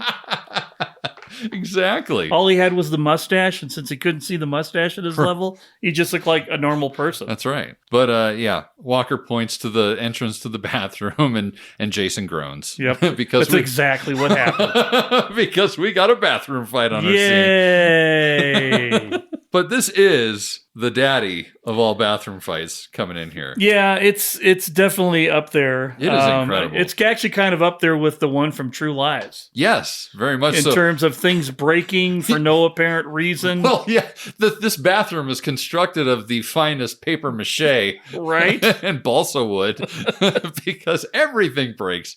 The walls, the mirrors, like. I mean, don't you got to love a bathroom that had mirrors installed back to back with no wall in between them, right? So you could easily throw a small Asian man through both of them. Exactly, no problems. No, and I mean, the plumbing rips right out of the wall. Right out of the wall. Walls are breaking. Sinks are breaking. Heads, surprisingly, not breaking. But when you make a balsa wood sink, you really don't expect your head to get hurt too badly when you go through it. Exactly. But I do like, though, this is when we get that dead silence again. Not dead silence. There's room tone, but there's no music. Right. So it really intensifies this whole fight scene. So they walk in, and as they're walking in, Walker is scanning everybody as they walk past them. And he's like, not him. Nope, not him either. And not him. And they just keep going until they find the guy. And then they follow him to the sink. And then Ethan tries to slide up next to him, but he gets cock-blocked at the last second by just some random club goer. But then we get these like shifty eyes back and forth between everybody standing there once the other club goer leaves. Right. And the person that we think is Lark knows something's up, and before Ethan can stick him with the loopy juice, we got a fight on our hands. And this guy, holy shit, man. Well, and not just a fight though. Cavill's like, too late. Takes the laptop they're going to use to make the mask with him and just cracks him upside the head with it. Just completely which destroys the whole mission, basically. Right. Well, and the thing that I don't get is, I mean, there was this level of eye contact between Lark and Walker just before he did it, which I thought, okay, he recognized him, and so, but that you don't get that payoff later on. No, when you go through it. So the illogic of him hitting him over the head with the thing instead of waiting for Ethan. Yeah. He must have wanted to destroy the mask. It's the only thing I could think of was we need to wreck the ability for him to pose as, so that he can ruin the mission and do whatever he needs to do. Right, so I can get make this happen the way I want it to happen. Right, so it puts me back in control of the situation. Right. Okay, as balsa woody as the bathroom was, that was a solid square hit with a very durable laptop, and that guy still got up. Yeah. So here's where we enter the realm of TV or movie fantasy, because that guy shouldn't have got up from that hit from, 6'2", 225 Henry Cavill with his Superman muscles. But this guy is a Terminator. Oh my God, I know. He is a super ninja. Like, he is on super soldier serum. He is holy crap. But I digress. First, they drag him in while he's still out. They drag him into the stall, and they start trying to scan his face, but of course the computer's all busted up and nothing's working right. And Ethan's just kind of like looking up at him. There's a lot of mugging going on in that bathroom stall, which is hilarious. A lot of I'm annoyed with you and I'm annoyed with you. And and he's still trying to make it work, but it's just kind of half working. It's very digitized. It's starting to build the mask, but not well. Right. And then in the meantime, these like three rowdy club goers are like, "Hey, let us in," talking in French or whatever. Well, it's funny, because they want to be part of the party. They all walk in and they're washing up at the sinks, and they look over and they see 3 sets of feet in a compromising type position in the stall. And they're like, "Hey, let's go screw with these people like only French drunk party goers can." Right, exactly. And they start trying to invite themselves into the situation. And then, thankfully, they eventually just give up and head. But the mugging. Oh, right? Yeah, I know. And there's that subtle thing where Henry Cavill leans over to hold the door over there, but Ethan's like, "Asshole," and Walker's like, "Scumbag." Yeah. And it's just the silent communication with the two of them was fantastic. Very much so. And then, of course, as soon as those guys leave, you see the Terminator, his eyes open. And holy shit, he just goes to work on both of them immediately. No doubt. Like it's nothing. Busts open the stall door, sends Ethan across the room. Like, just, it's insanity. The throat punch to Cavill? Whoa. Whoa. And Cavill sells it. Right. Like his eyes go buggy and like, Jesus Christ. So then we see Ethan is starting to try and like fight him, and Cavill is back up, or Walker, I should say. Walker's back up and throws him through the mirror. Right, 2 mirrors. 2 mirrors, and the guy just gets right back up again. Like I said, the Terminator. He's the Terminator ninja. And he grabs this plumbing pipe and wields it like some kind of martial arts weapon that I've never seen. Right. Sharp on one end, hooked on the other. Yeah. It's like Daredevil's Billy Club. Right. And he levels Cavill, and then he gets Ethan in a headlock with the sharp end of that thing. Walker gets back up, and then we get the, I would almost dare to say iconic. Well, he stops. Pumping of the... Right. Click, clack. Click, clack of the arms like he's reloading his gun. Well, and you have to appreciate the fact that they never show the scene where he takes his jacket off first. Right? Oh, that's right. It's like, I'm in the middle of a fight, but I'm going to throw off the jacket first, and then clack, clack. Yeah. He heads towards, and Ethan gets thrown by this Lark guy, and Walker just gives this guy his all. But again, this man is a machine that they are fighting. He just does not end, and kicks both of their asses, basically, using what can only be described as a finishing move on Walker. Right. Like he's got him, Walker's on his knees, and the guy's got him by his collar, and he just wham, just levels him. Just a fatality. So, and then we see Ethan on the ground, and we get another one of those great "give me a second" moments where he's just like winded. He's just, and in the meantime, that guy is just like getting in a horse stance, and he's like, "Come get me." He's like, "I'm ready." So Ethan then charges at him like a linebacker, and they go through a wall. Again, very soft walls in this bathroom, because they crash through an entire wall. At this point, Lark is on the ground, and he sees the gun on the floor underneath the stall, and he grabs that. And just as he's nearing being able to shoot Ethan, he gets shot. And then Ethan turns around, and it's Ilsa. Right. So Ben's favorite moment of the movie. Well, yeah. So then Walker gets back up. He looks down at the guy, and he's like, "Can you still make a mask?" I need a face. Yeah, exactly. And I love Ilsa's line. Well, I was shooting for his chest. Yeah. And I'm like, you might have accidentally ended up shooting the Chancellor of Austria if you're that bad a shot with a gun. Right. Conveniently bad shot there. And I will say, too, this scene in the bathroom when Ilsa is there, she gets some of the best comedic lines. She totally does. And I'm very happy about that, too, because one of my few criticisms of Rogue Nation was that she was always just, a lot of her lines were a little too one note for me. Like, I wish she wouldn't have always been the mysterious, kind of sexy, very smart. Ingenue. But yeah, there wasn't a whole lot of playful comedy at all with her. Right. And in this one, she gets it. And you get to see a little bit more of that fun personality. It makes her even more likable than she already is, because it's impossible not to like her. I'm just saying. Anyway. So Walker's trying to learn who Ilsa is, but she's not really saying. Because he's like, who is this? And it's funny because Ethan and Ilsa are already talking. They're already in it. Right. They know who each other are. They're like on page 9, and Walker's still on the introduction. He's not even on page 1 yet. He's just trying to catch up. And Ethan wants to know what Ilsa's doing, but she's not explaining that either. Oh, yeah. She's pulling the whole "I can't tell you" line. Yeah. And I really wish there'd been a little thing like from Cruz, like, "Oh, we're doing that again?" Yeah. You know? That would have been a nice little retort there. Right. Because she could have just got that "sorry, Ethan" look on her face. But And I do love this exchange where Ethan basically explains he's going to go meet the White Widow. What are you doing? I have a date with White Widow. He had a date with the Widow. You look nothing like him. And now, we have to hope they never met. Hope is not a strategy. Oh, you must be new. I have no other choice. White Widow's our only lead. I gotta be this guy for 5 minutes. Don't do it. What? What is it?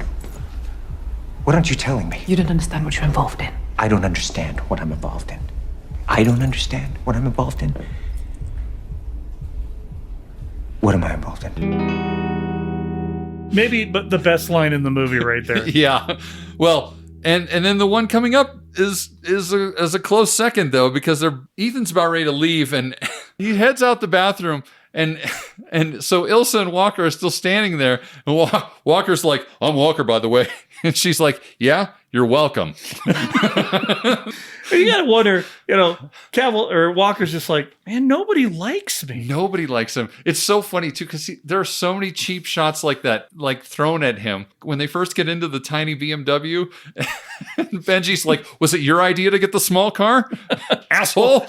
After he introduces himself again. Again. I'm Walker. Oh, was it your idea to get the tiny car?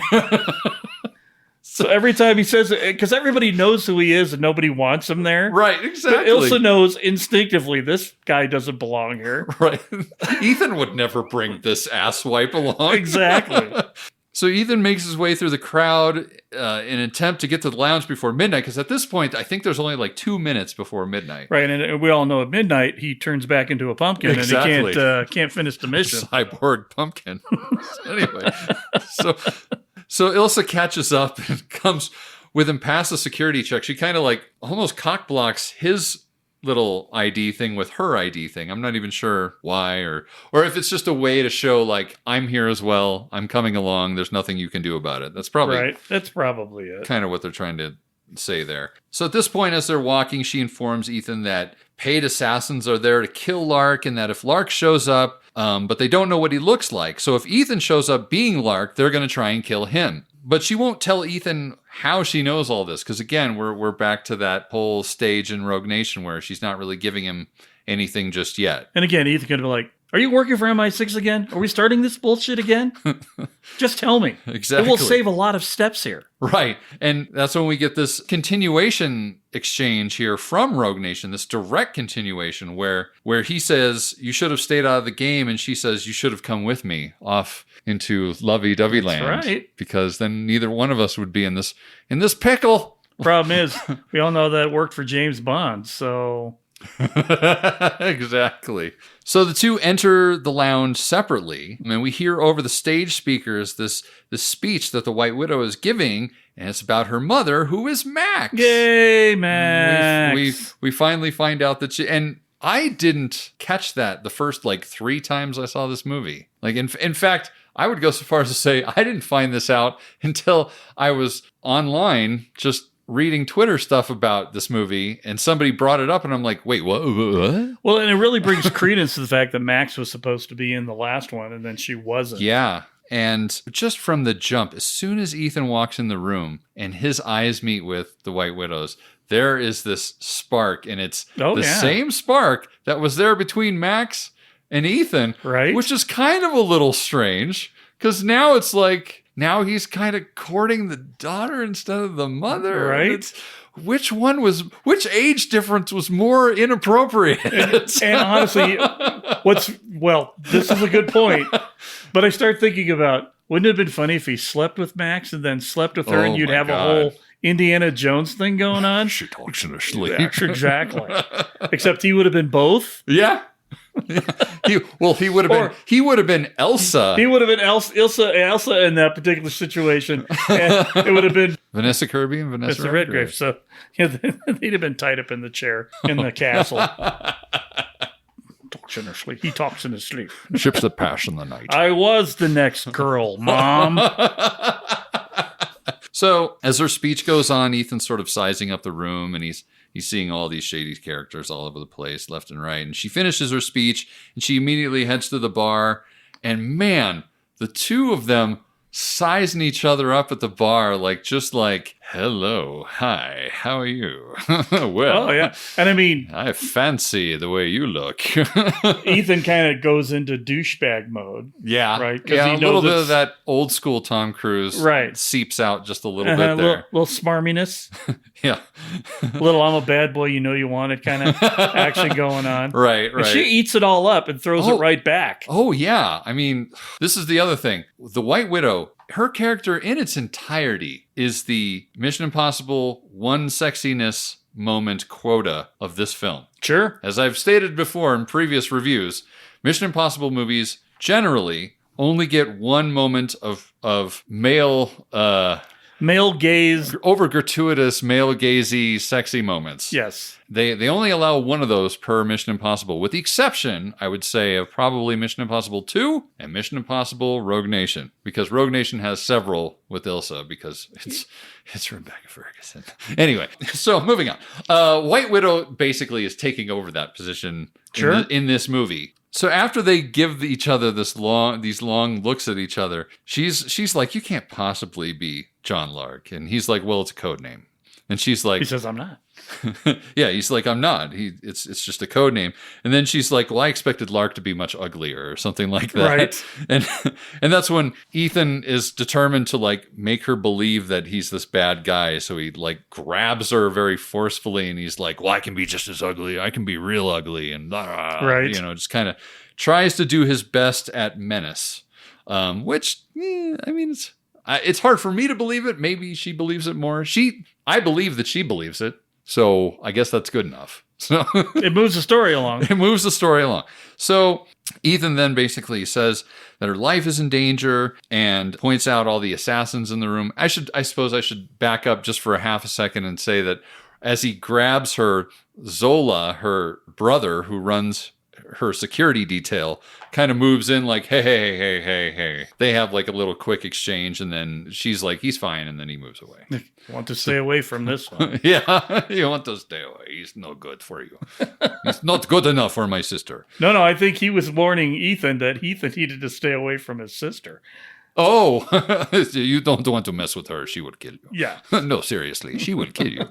So Ethan tells her that her life is in danger, and he's like, "Well, I know what you're thinking. Are these guys here just for me, or are they here for both of us? And who are you going to believe? Because I'm the only one that wants to get you out of here because I'm trying to make a deal. So Who are you going to trust?" So at that point, they turn around at the bar, and they see all these guys just watching the shit go down. She's like, "I think I'd like to leave now."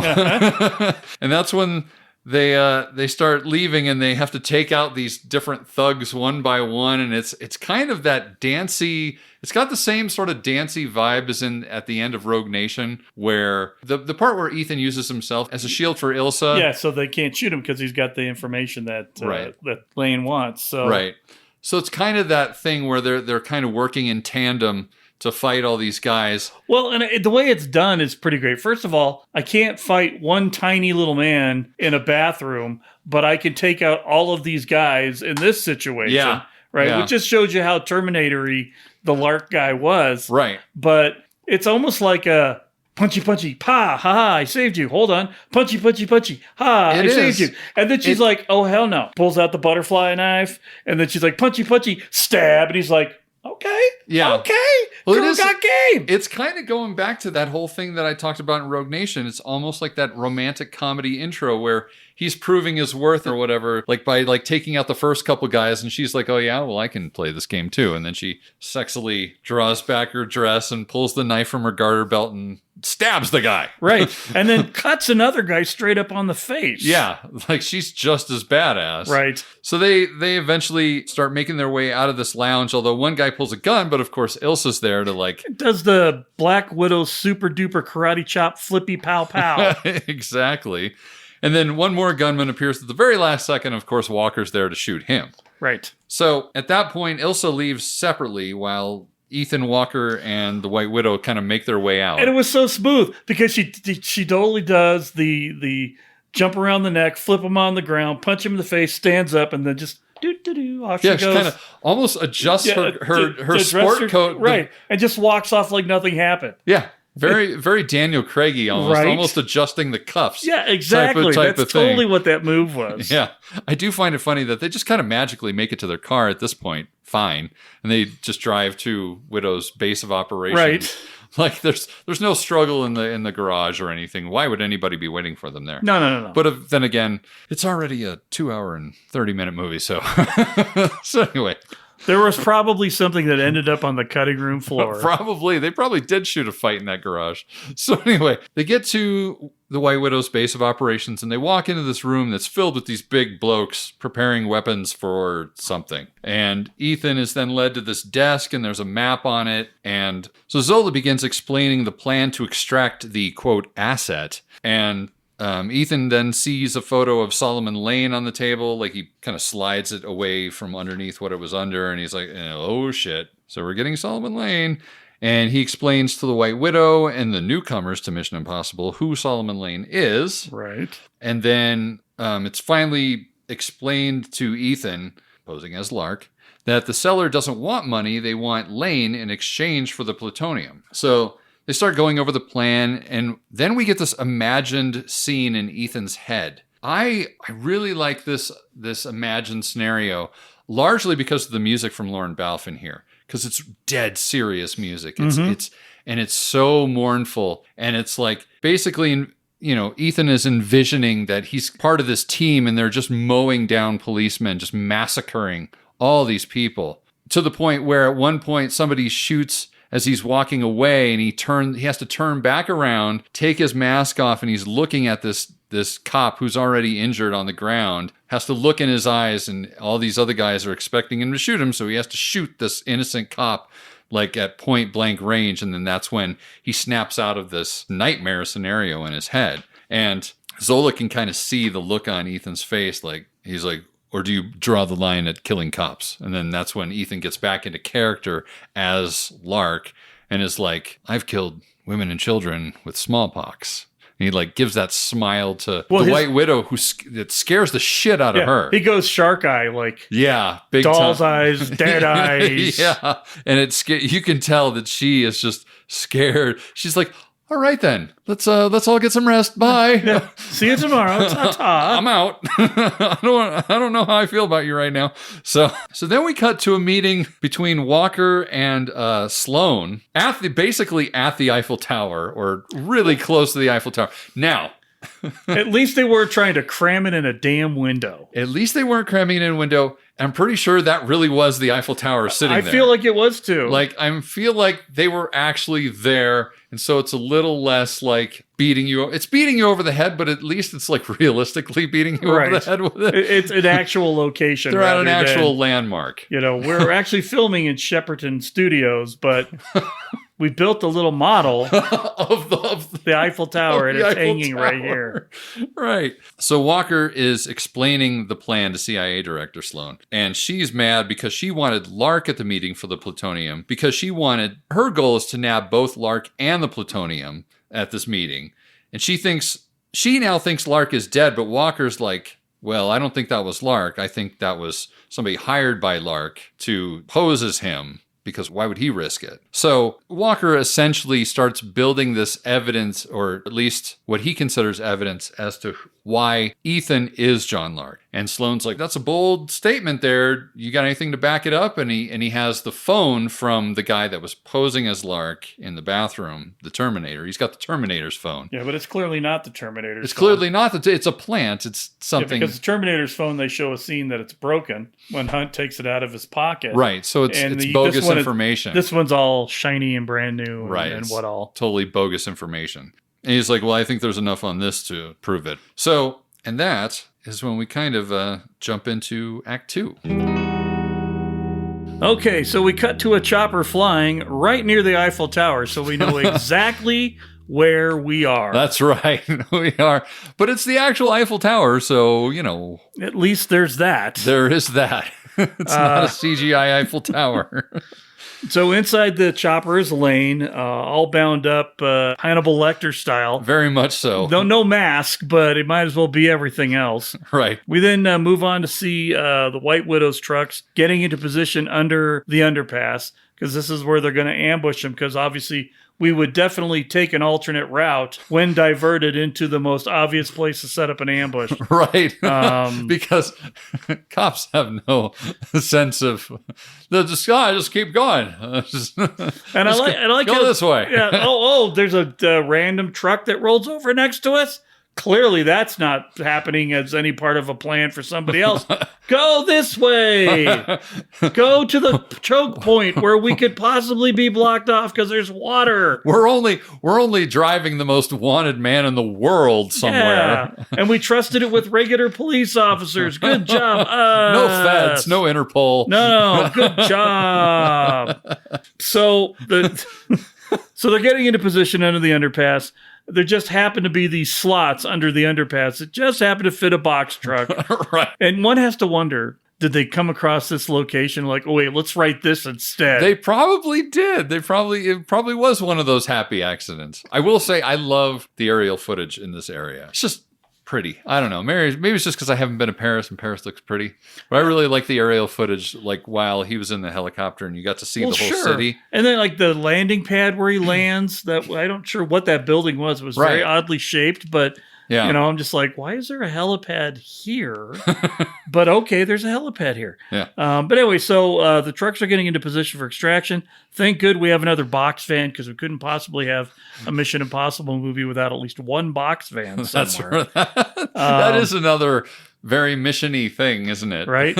There's always a box van. So Ethan gets, so they're backed in. Ethan gets out, walks over and places, and I never really understood what the camera was for. The camera is so that he can see down the road, so that he knows exactly when to start driving his truck out of the spot that he's in, because he's anticipating when Lane's truck is moving, into right in front of him. He's trying to time it right, so he has to be able to see down the road. But how is he seeing that? They never show him seeing what's through the camera. Maybe they needed like a cutaway of Ethan looking at his phone, because the phone is showing what the camera is looking at. Okay. I was lost. I'm like, is this for the other agents to see what's happening? Yeah.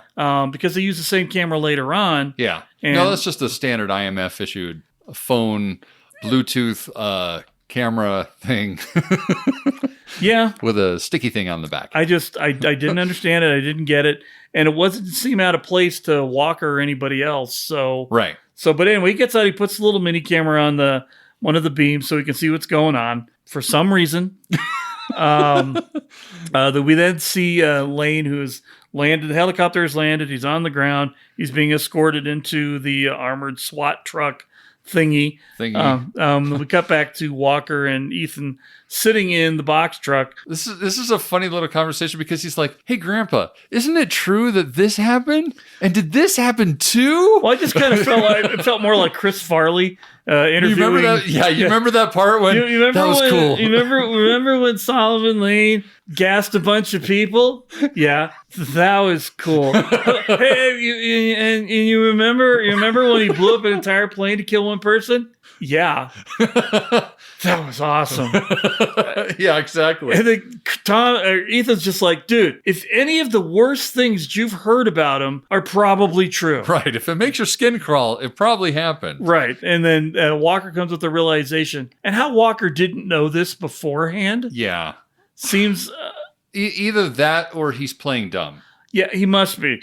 Because, I mean, there's people who've never seen this movie that Ethan would know Ethan caught that thing. Right. So yeah, he's like, you're the one who caught him. Right. Ooh, I wonder how long you're going to be able to pull that off before he blows the whistle on you. Yeah. And so the motorcade that's escorting Lane in the truck, and it's literally a motorcade. There's motorcycles. And I guess that with the ensuing car chase, the motorcycles kind of make sense. Yeah. But not any big vehicles that could prevent things from happening. There's no like SWAT military. Again, it's the regular police escorting. Yeah. It seems like for an asset of his nature. Right. How on earth is Interpol not there?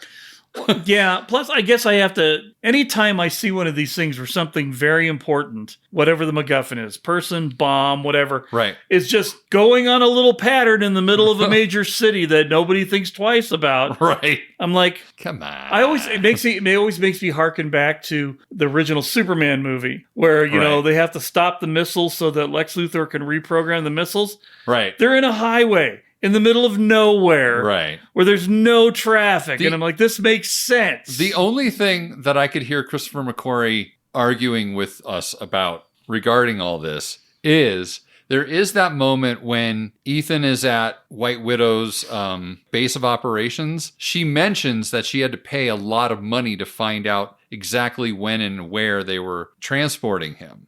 Right. To learn that route. To learn the route that they were taking, she had to pay a great deal of... Many Bothan spies had died finding out this information. So it wasn't like, a lot of people didn't know about it. So I get it. But on the hush-hush. If you got a guy in a helicopter or with a drone high enough in the sky and you see a bunch of motorcycles escorting a SWAT van... People are going to take notice. I'm just saying. Yeah. if you're going to really want to move somebody surreptitiously, first of all, okay, we're going into this. I don't care.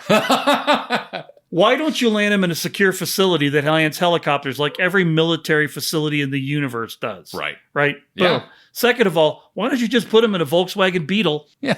If you're trying and to then send the decoys out.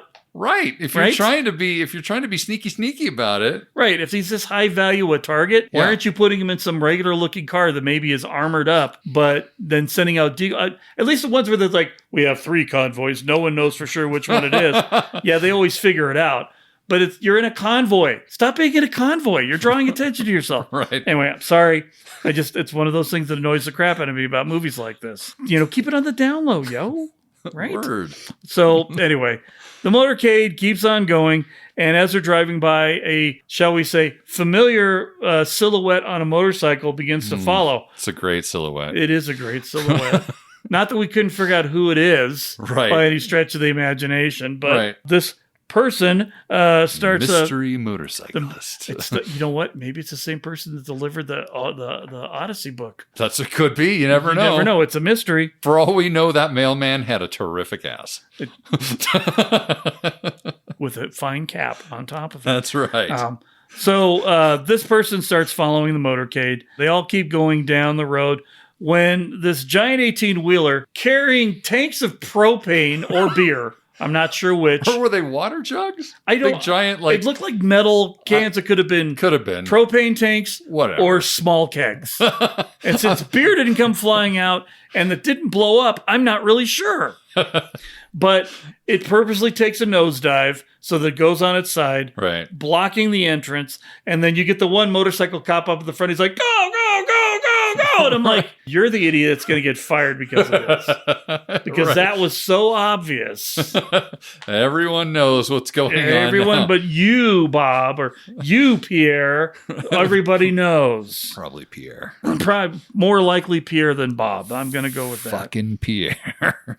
So, meanwhile, in this whole thing, the music and the editing on there's kind of really building up the tension, and it speaks back to what you were saying. I mean, so you got Lauren Balfe's music over on this side of it. You got Rob over there. I forget your last name, Rob, but you did a fine job of cutting everything on here, or the shooting the film, and then the editing and everything. Anyway, it's just going boom, boom, boom, boom, boom. And you're just like, what's going to happen? We all know what's going to happen when we get to that part. As the trucks start coming in, Ethan then calls his audible, and nobody was expecting an audible here, but you never expect the Spanish audible. And instead of pulling in to be the front end of the pincer movement that they're trying to use, he just full tilt runs that box truck into the armored truck somehow manages to push it off into the water. Defying physics, as the Impossible Mission Force does. That's right. Pushing a giant, I don't know how many ton armored truck. That thing's probably 10,000 pounds. And I'm not going to say that the GVR on that box truck wasn't pretty hefty, but all it was carrying was 8 guys with ski masks and machine guns. There's no momentum behind that thing. And how funny was it watching those guys bounce around as they go on the drive? But Ethan knocks the SWAT truck into the river over there, which there were some fucking good shots of the water filling up in that. Oh my God, thing. it's so good. It's so good. Especially when it starts to roll. Oh, I know. And it's the water angled, and it's this wave. All over Lane. Yeah, it's pretty fantastic. Zola's like, what the hell is he doing? Right. This wasn't part of the plan. Doesn't this guy kill people with smallpox? What is he doing? What is he doing? There's no smallpox here. So anyway, Ethan backs up the truck and smashes through the back garage door because now he's running. Sure. Because there's obviously a plan in play here. Right. And like I said, watching the guys in the back that were supposed to do this assault just forward, backward. It's like we're on the Enterprise from circa 1967. To the right, to the left. Oh, to be on the set and watch them do that would be amazing. That was fantastic.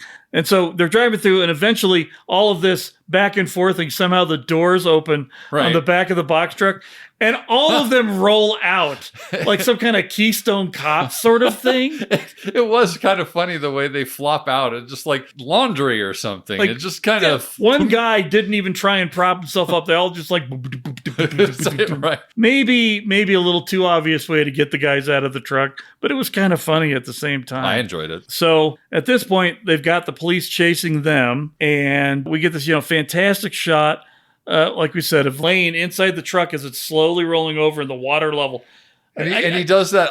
He does great acting here too, because he does that rapid breathing, and then he takes these big gasping. Right. He's like to trying oxygenate his blood. Yeah. Before the wave hits. Right. And you start thinking, I wonder how long Lane can hold his breath. Yeah. Could he have gone in the giant donut of doom? Well, he is a former MI6, so I mean, he probably knows a thing or two about oxygenating his blood. One would think. So after the water completely envelops Lane, we see Ethan and Walker zipping through the traffic in the truck. Then we cut back to seeing the doors on Lane's truck being welded open, probably with a CO2 laser, and an unknown scuba person coming in. One would think it was Luther. Well, but one would be wrong. One would definitely be wrong. Because somebody earned a new merit badge. Well, somebody's working in the field. That's right. That's right. Not in a van.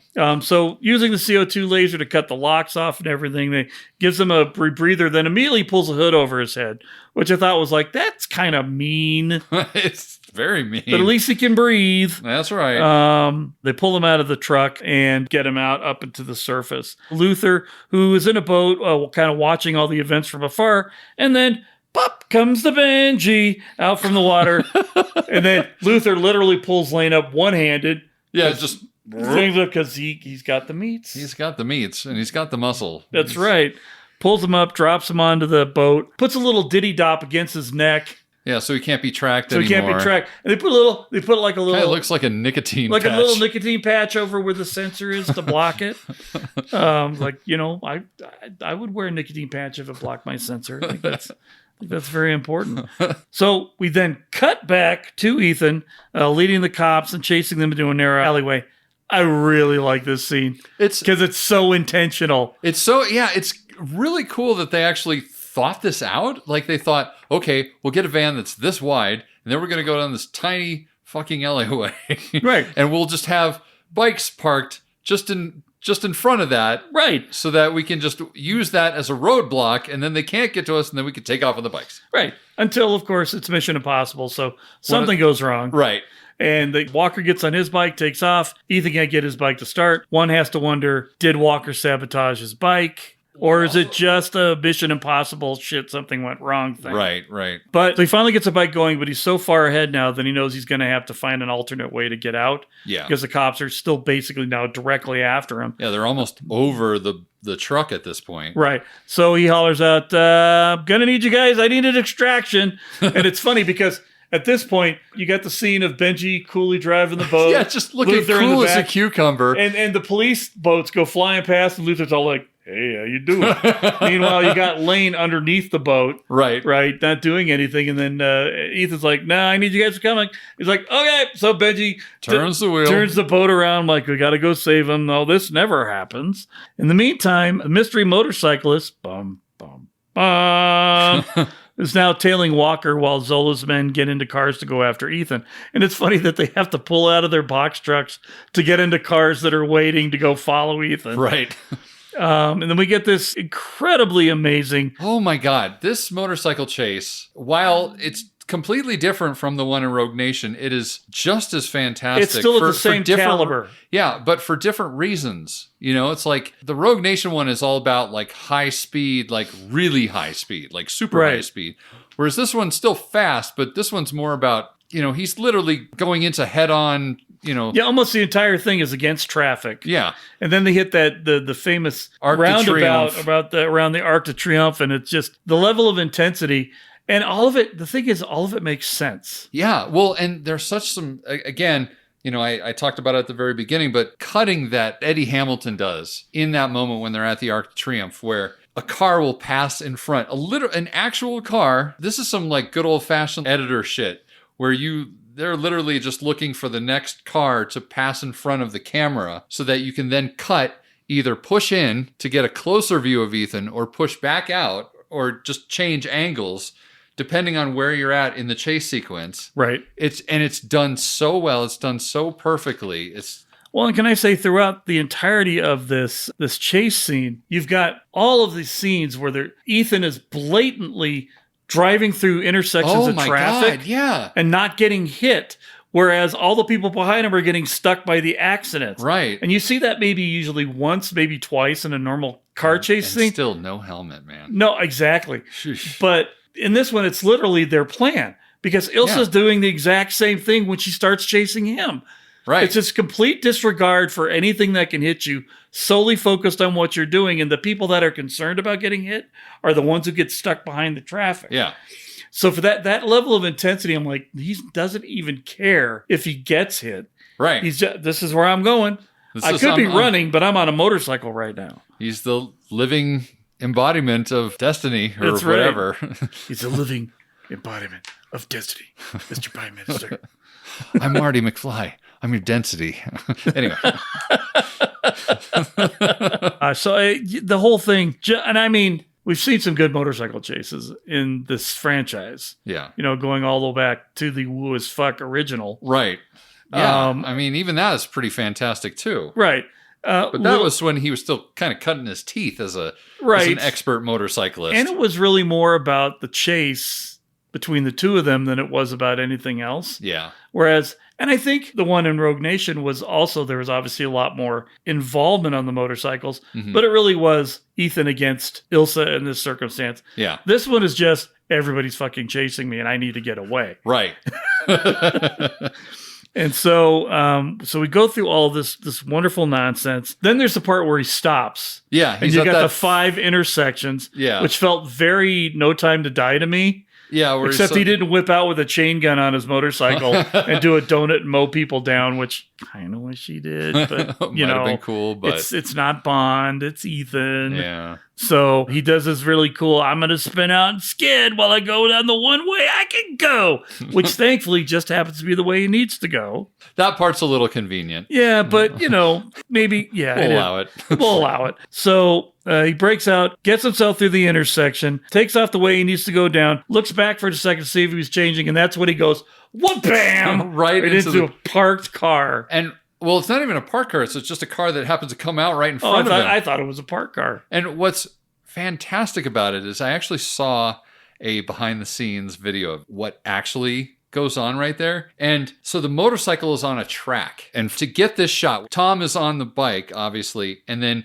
but he's got a cable. He's basically harnessed. He's got a cable on his back, and then they time it so that the car comes in front and the bike stops on the track and they lift him to get over the car. So it's all like pretty practical. It's like it's not like they CG'd his body flying over this car. Right. It's really Tom flying over the car. He's just not hitting the car per se and getting clobbered. He's just he's just lifting him over it. And then they cut it on the reverse angle to make it look like he, actually did it. But it's done so well. Oh, absolutely. I just think of so many other franchises that would really fumble the ball in this situation, like making this look real. Or they'd done a real stunt, but they'd have superimposed the actor's face on it.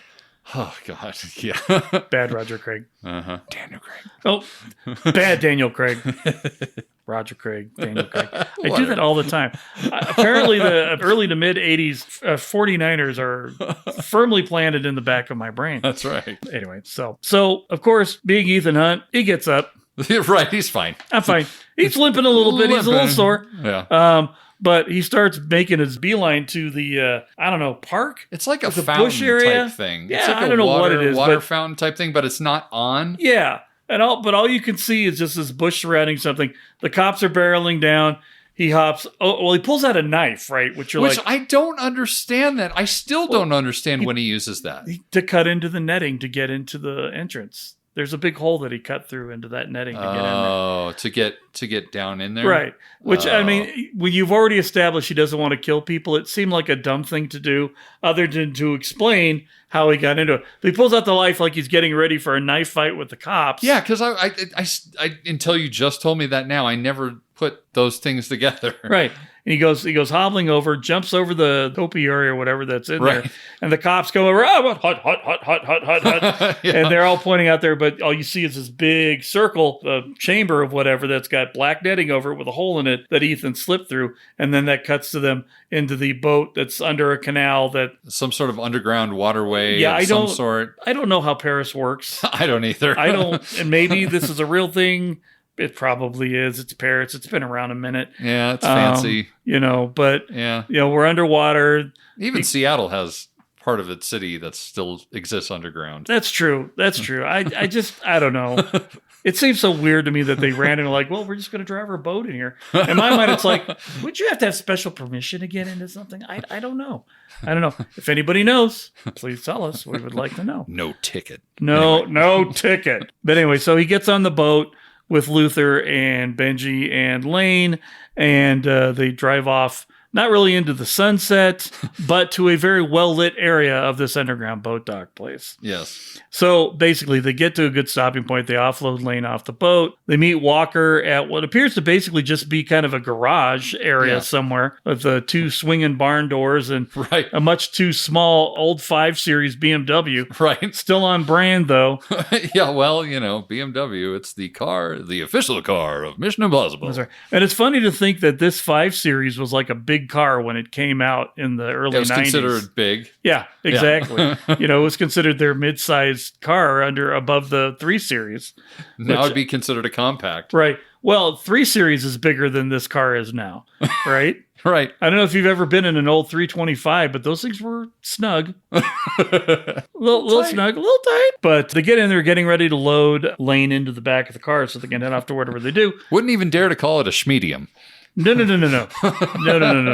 BMW was very tidy in their dimensions. Yes. Because we're all about being the ultimate driving machine. That's right. So as they're getting them loaded in, Ethan opens up the doors, and wouldn't you know it?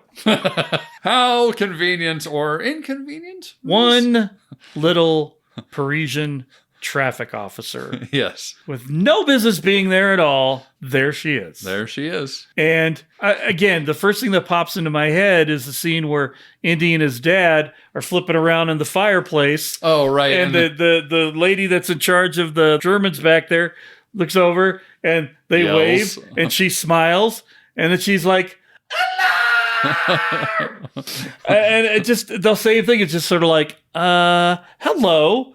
And she's like, all right, everybody with your hands up. Right. And Tom's like, just go. I just thought it was funny because they're all like, I think Luther is the one that's currently holding. He's holding Lane. And he's just like, right. And they're all just kind of like, just so caught in the act and mom's caught me. Right, exactly. And again, I'm seeing this with him locked up with the hood over his head. And then you've got Ving Rhames of all people holding the guy with the mask and the chains around his neck. And I'm just like, is there a gold briefcase in the back of this BMW that shines up when you open it up? I don't know. Wait a minute. What movie is this? Is Bruce Willis going to show up in a minute? Right. In a chopper? Yeah. Zed's dead, baby. Zed's dead. She was French, too. Anyway, the girl that's currently being the police officer is not Butch's girlfriend from Pulp Fiction. No. Just a shining example of the Paris police force finding a bunch of handsome men in a really weird situation. Extremely handsome. Actually, now that I'm thinking about it. Out of the ordinarily handsome men. It's not sounding any better than Pulp Fiction. But she's like, y'all need to come with me kind of thing. And Tom's like, you need to go. Please go. Right. Please, I don't want you to get hurt. Please, you need to go. And then she gets hurt. And then she does get hurt because Zola's men in their not box trucks show up and one of them shoots her and she's down on the ground and she's looking like she's not very happy because she got shot. Right. And instead of being me, which I would have been fucking told you, Tom's like, yep, I'm having none of this. Pulls out his pistol. Pa-pow, pa-pow, pa-pow, pa-pow. Quite 4 for 4. Quite skillfully, I would say. Right? I would add. He got the big plush toy. That's right. At the shooting gallery at the carnival. Well, and it was funny too that during this tense moment too, you've got Cavill, who's already drawn his gun on the sly. And then Zola's men are like, well, my sister wants to speak with you or something like that. And that's when one of his guys is like, well, what do we do about her? And he's just like, well, shoot her. Finish her off. Yeah, but Ethan's haven't done nothing to do with that. So he shoots them all dead. One shot. Good job, Ethan. Bam. Walks over to the police officer and it's just like in French, like, you're going to be okay.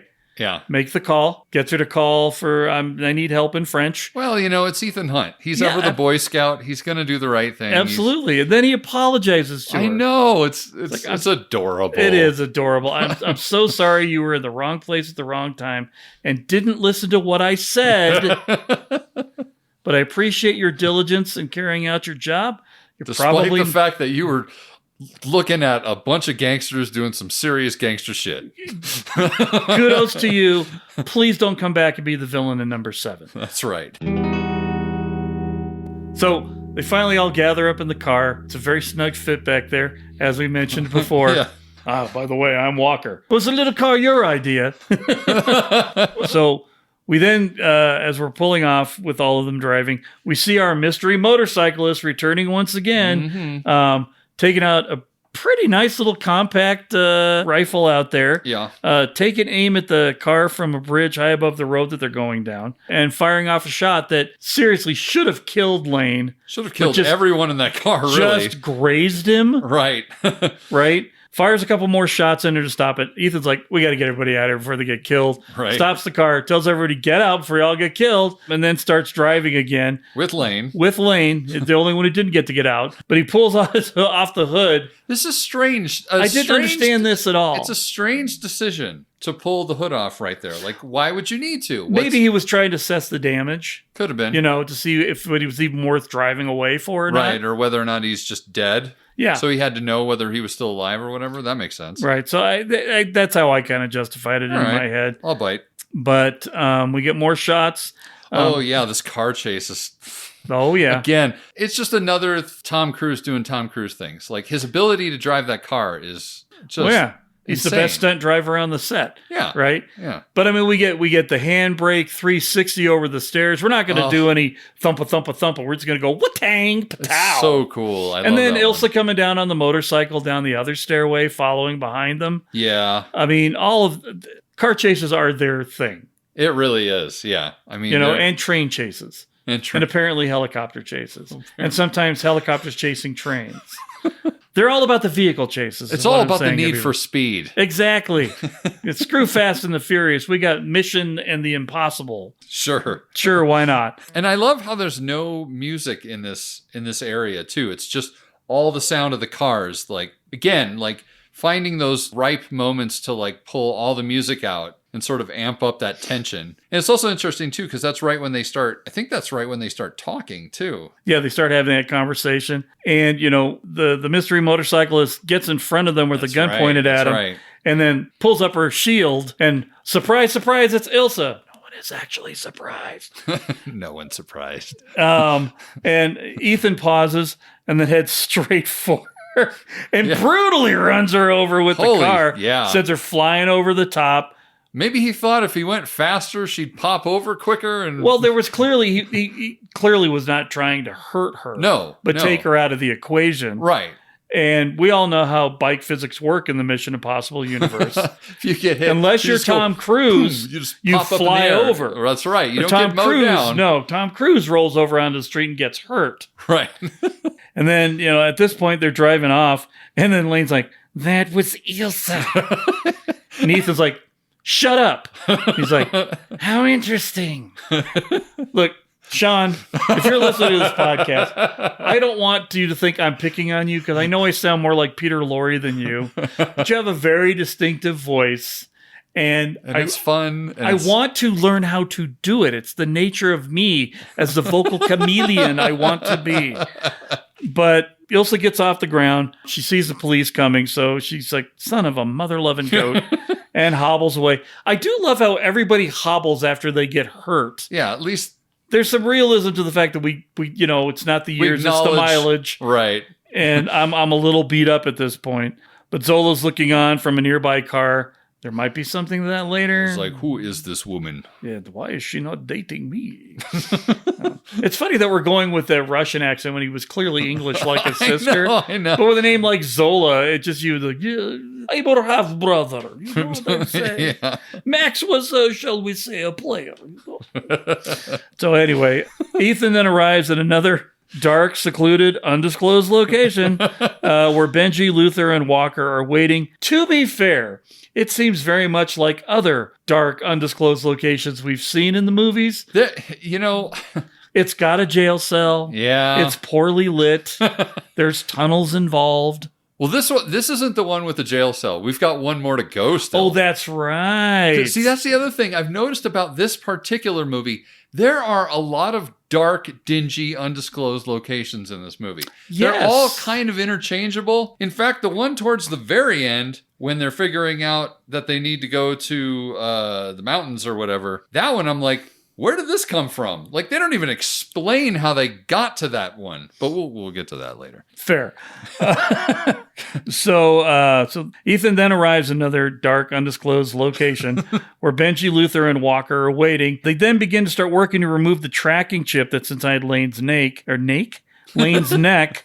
And Lane begins monologuing because you ain't a bad guy without the monologue. That's right. And gets to the whole thing. He's like, your mission, whether you choose to accept it. Tell me, Ethan, have you ever not accepted it? Tell me, Ethan, have you never not accepted it? That works better when I plug my nose, I think. Then says, You should have killed me, Ethan. The end you always feared is coming. It's coming. And the blood will be on your hands. The fallout of all your good intentions. you know, it's this turny aroundy thing. They're saying nothing while trying to sound ominous. Well, and they try and make you buy into it by giving you that shot of Ethan suddenly paying attention to what he's saying. Because prior to that, prior to him saying you should have killed me, and then platitudes, but Ethan suddenly is not looking at the stopwatch, seeing how long it's taking them for them to remove the thing. Right. Like, he suddenly stops paying attention to the mission, is listening to Solomon Lane. All of a sudden, like, wait a minute, what is he implying here? And so they try and force you into thinking that this is really important, what he's saying, even though he's not really saying all that much. He isn't saying anything at all. Other than to sound monologue-y and menacing. That's it. Yeah. The blood will be on your hands. And then, of course, let's throw in the name of the movie. The fallout of all your good intention. And if I was Ethan Hunt in this situation, I'd have flicked him right between the eyes. I'm like, shut up. That was too on the nose. But, Ethan kind of shakes it off, realizes they're running out of time to get this. The tracking locator, and basically what they're doing, the cops are hot on their heels. They got to get rid of this tracking device so that they can move him freely around wherever they need to. Right. Finally, we get it done. They pull the chip out. They put it on a drone. They send the drone on auto mode. Yeah, just way elsewhere, anywhere but where they are. Right, and we hear the police come over where they're at and then keep on going. And maybe this is just me only being exposed to Paris through movies and stuff. But why did they have the he, her, sirens? They're more kind of standard issue, weren't they, I think? I think so. I don't know. I don't know where the he, hers operate. Well, I know there's some he, hers I think they're in England. But I just thought that was how European sirens sounded. All of them? Yeah, because in Canada, they don't have he, hers. They have woos. Right. And they're our hat. So well, and then there are some that have got that almost seizure level type. There are those ones too. Yeah. And then there's the alternate of the her, he. I think those are in mostly like the Teutonic countries and the Scandinavian countries. They go her, he, dude first. But like in England, it's he, her. So it's her, Maybe he. the her, he's happen in Australia because the water goes down the drain the Maybe opposite that's direction. What it is. I don't know. But I was just surprised there were not any her, he's, he, hers. It was just normal sirens. It was just normal sirens. Anyway. Moving on. Drone fools them. they keep on going. So does the drone. And we move on to the ominous meeting. It's actually not very ominous. It's just kind of... It really isn't very ominous at all. It's almost... It's one step away from that scene in When Harry Met Sally when they're out in the park and That's beautiful true. leaves falling, except it's just kind of overcast and dirty. Yeah, and instead dirty of, part of Paris with... Instead of talking about how men and women, can't get together and do that kind of thing, they're talking about murder and mayhem. And, That's right. And missions and things like that. And martinis.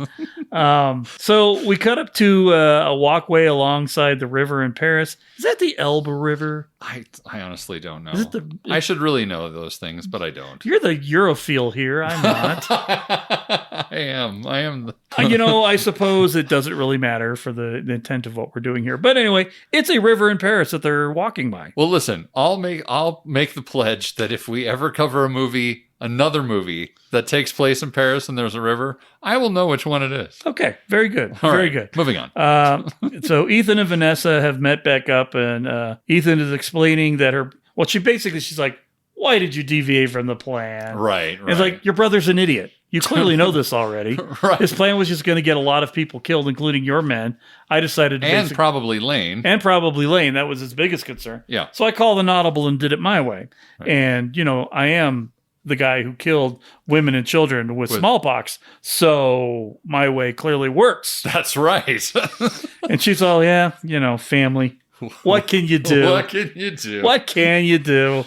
She's just... Vanessa Kirby is so good in this. She plays it with... At every stretch I swear she watched Vanessa Redgrave's performance of who Max was and just adopted it to her own needs. Because it still played with the same elan, the same gravitas that Vanessa Redgrave played Max. Of flirtiness. Yes, absolutely. Well, and it's kind of funny. They couldn't have been very close because you would have thought she'd like, Vanessa, you should have seen this one guy I was dealing with. Mom wasn't telling tales behind school. I mean, he had to be 20 some odd years younger than me, but I'd have nailed him like he was a board on a church, baby. But anyway, they do a little banter, whatever. And then she asked about Ilsa and the fact that she tried to kill Lane, but not Ethan. And she could have done both. And so he's kind of playing off, we have a history. It's complicated. It's complicated.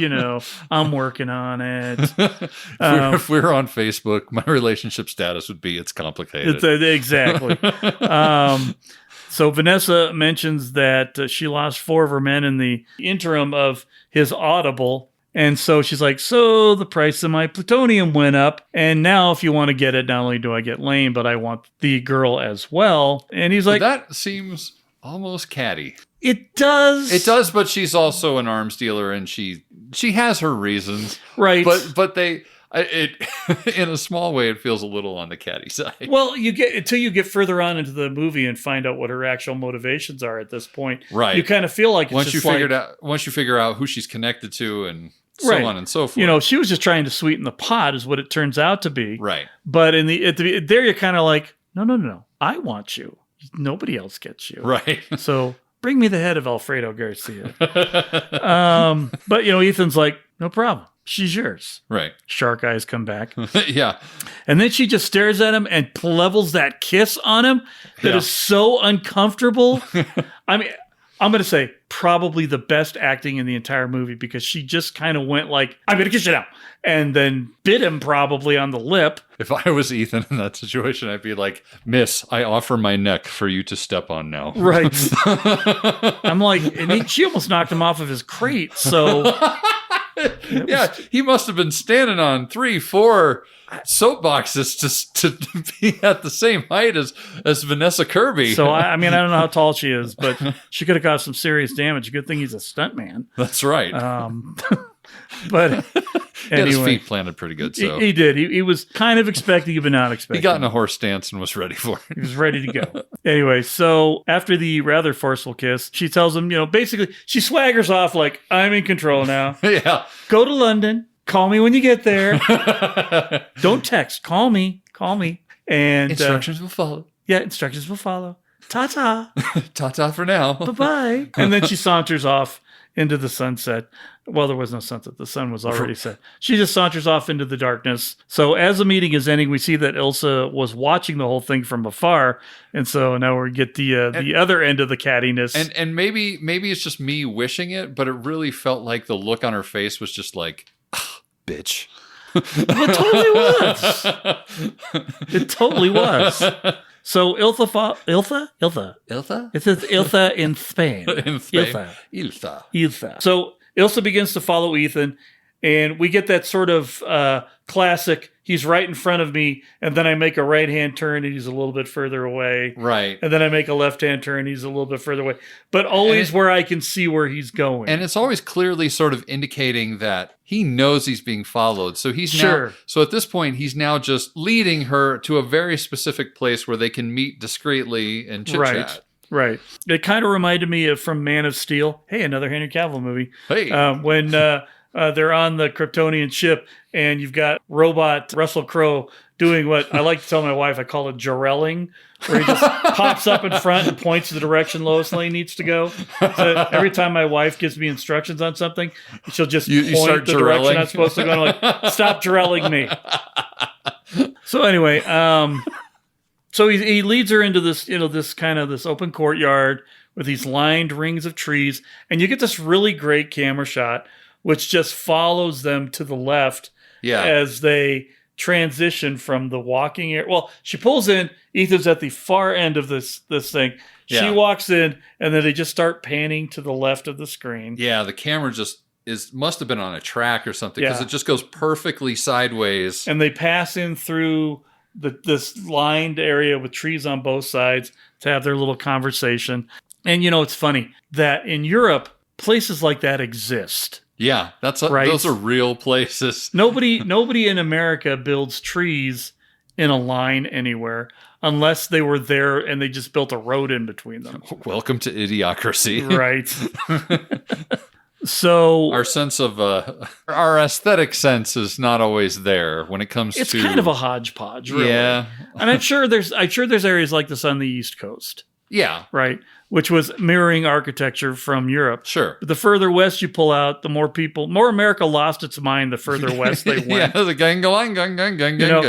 We went from classic architecture to the Guggenheim Museum. I mean, that's all you really need to know. You've got the Capitol building and the Guggenheim. Right? You've got the Washington Monument and the Space Needle. Right? So, and then somewhere in the middle, you've got the Sears Tower. Anyway, that was architecture on the Central Intelligence Cinema Podcast. I'm your host, Jason Greenberg Sinclair. And this is my co-host, Benjamin Robert Esslinger. Yes. So very good. Esquire. Anon. Hither and thither. All right, enough of that nonsense.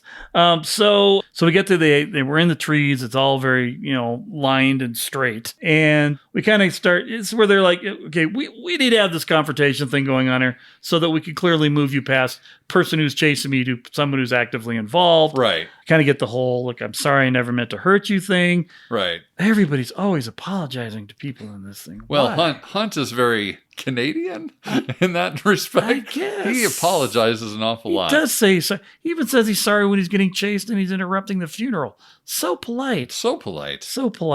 But he's like, I'm sorry, I never meant to hurt you. Ethan then figures out, much later than everybody else in the movie, apparently, who's watching the movie, that her mission is to kill Lane, not Lark. She was protecting Lark because she needed him to break out Lane. He goes on to realize that she basically planted Lark here in the scenario so that she had full control of that situation, but then ended up having to kill Lark to protect Ethan because for some reason she didn't anticipate that in a mission to kill Solomon Lane that somehow Ethan Hunt wasn't going to end up in the middle of it. She could tell Walker, oh, you must be new here because you don't realize we're going on Hope. Right. But can't make the leap that somehow in my mission Ethan's just going to show up again. I can't imagine why Ethan Hunt would show up somewhere where Solomon Lane might be. Yeah. Right. Because rebellions are built on hope. I don't know. But she goes on to say she was specifically sent here once again by MI6 to prove her loyalty. What is it about Ilsa Faust that people think she's so turncoaty that she has to continually prove herself to people? Well, and on the other side of that is, why does Ilsa continue to believe that if she just does one more thing, they're going to let her go? Right. And because clearly they're never going to let her go no matter what she does. Well, and that's the thing. So she's like, I get to walk away from it if I'm done with this. It's like, that's what they told you last movie. Yeah. Are you not paying attention? Ethan told you, don't come back. Right. Okay, he didn't go with you, and we know you want him to, but it's come on. You should maybe be a little more Bourne here and a little less Bond. Right. You know? Pick the right B, lady. But anyway, so... And like the fact that Ilsa can never get away from MI6, we are never going to get done doing this review of Mission Impossible Fallout. Because, let's face it, when you try and cram 6 movies into 2.5 hours, you can't review it in just one shot. That's right. That's right. And once again, this concludes part 1 of our review of Mission Impossible Fallout. Because, you know, we like to give our listeners a little break, a little moment to catch their breath, get up, stretch, I don't know, maybe visit the restroom, or just live your life, you know, I don't know. Decide whether you want to come back and listen to the second one. Who knows? Do you remember, Ben, when this was like a special thing that we did? It was a special thing. But ever since we jumped onto this road to reckoning, I know. It just feels like, again, they're trying to cram 6 movies into 2+ hours worth of entertainment, well, you know. and it's just, there's a lot to pull apart here. A lot of little ins and outs and what have yous. I mean, it's very complex. Yeah, and so, you know, we appreciate all of you gentle listeners, our beautiful tens of listeners. Our gorgeous tens of listeners. All of you for going through the rigmarole with us and going through these 2-parters. Because, you know, we really don't want to hit the gas at the end of it and give you, well, honestly, we just don't want to deprive you of the wonderfulness of listening to us. Indeed. In our inane shenanigans. Right. And of course, as Ben pointed out, realizing that too much of a good thing is too much. We'll just continue with this stuff until the Road for Reckoning is done. That's right. And we'll move back on to the way things were. Indeed. But hey, if you like what we're throwing down, why don't you get in touch with us? You know, we've got all sorts of great ways to get in touch with us. Let us know how you're feeling, what you think about Mission Impossible Fallout. We'd love to hear your thoughts on it, where it stands in your rankings. I'd love to hear from each and every one of our tens of listeners. And all the ways to contact us can be found at the very bottom of the show description of this very episode. So isn't technology wonderful? I love technology. All the links are there, whichever format, whether it's Twitter or Instagram. Just hit us up. We're almost guaranteed to put it on one of our future podcasts because that's what we do. Because we love doing that. But I think for now, we'll get out of here. What do you say? Yeah. All right. Well, with that, I'm Ben. And I'm Jason. And the CIC will return with more missions, more martinis. And more Mission Impossible? Quite so.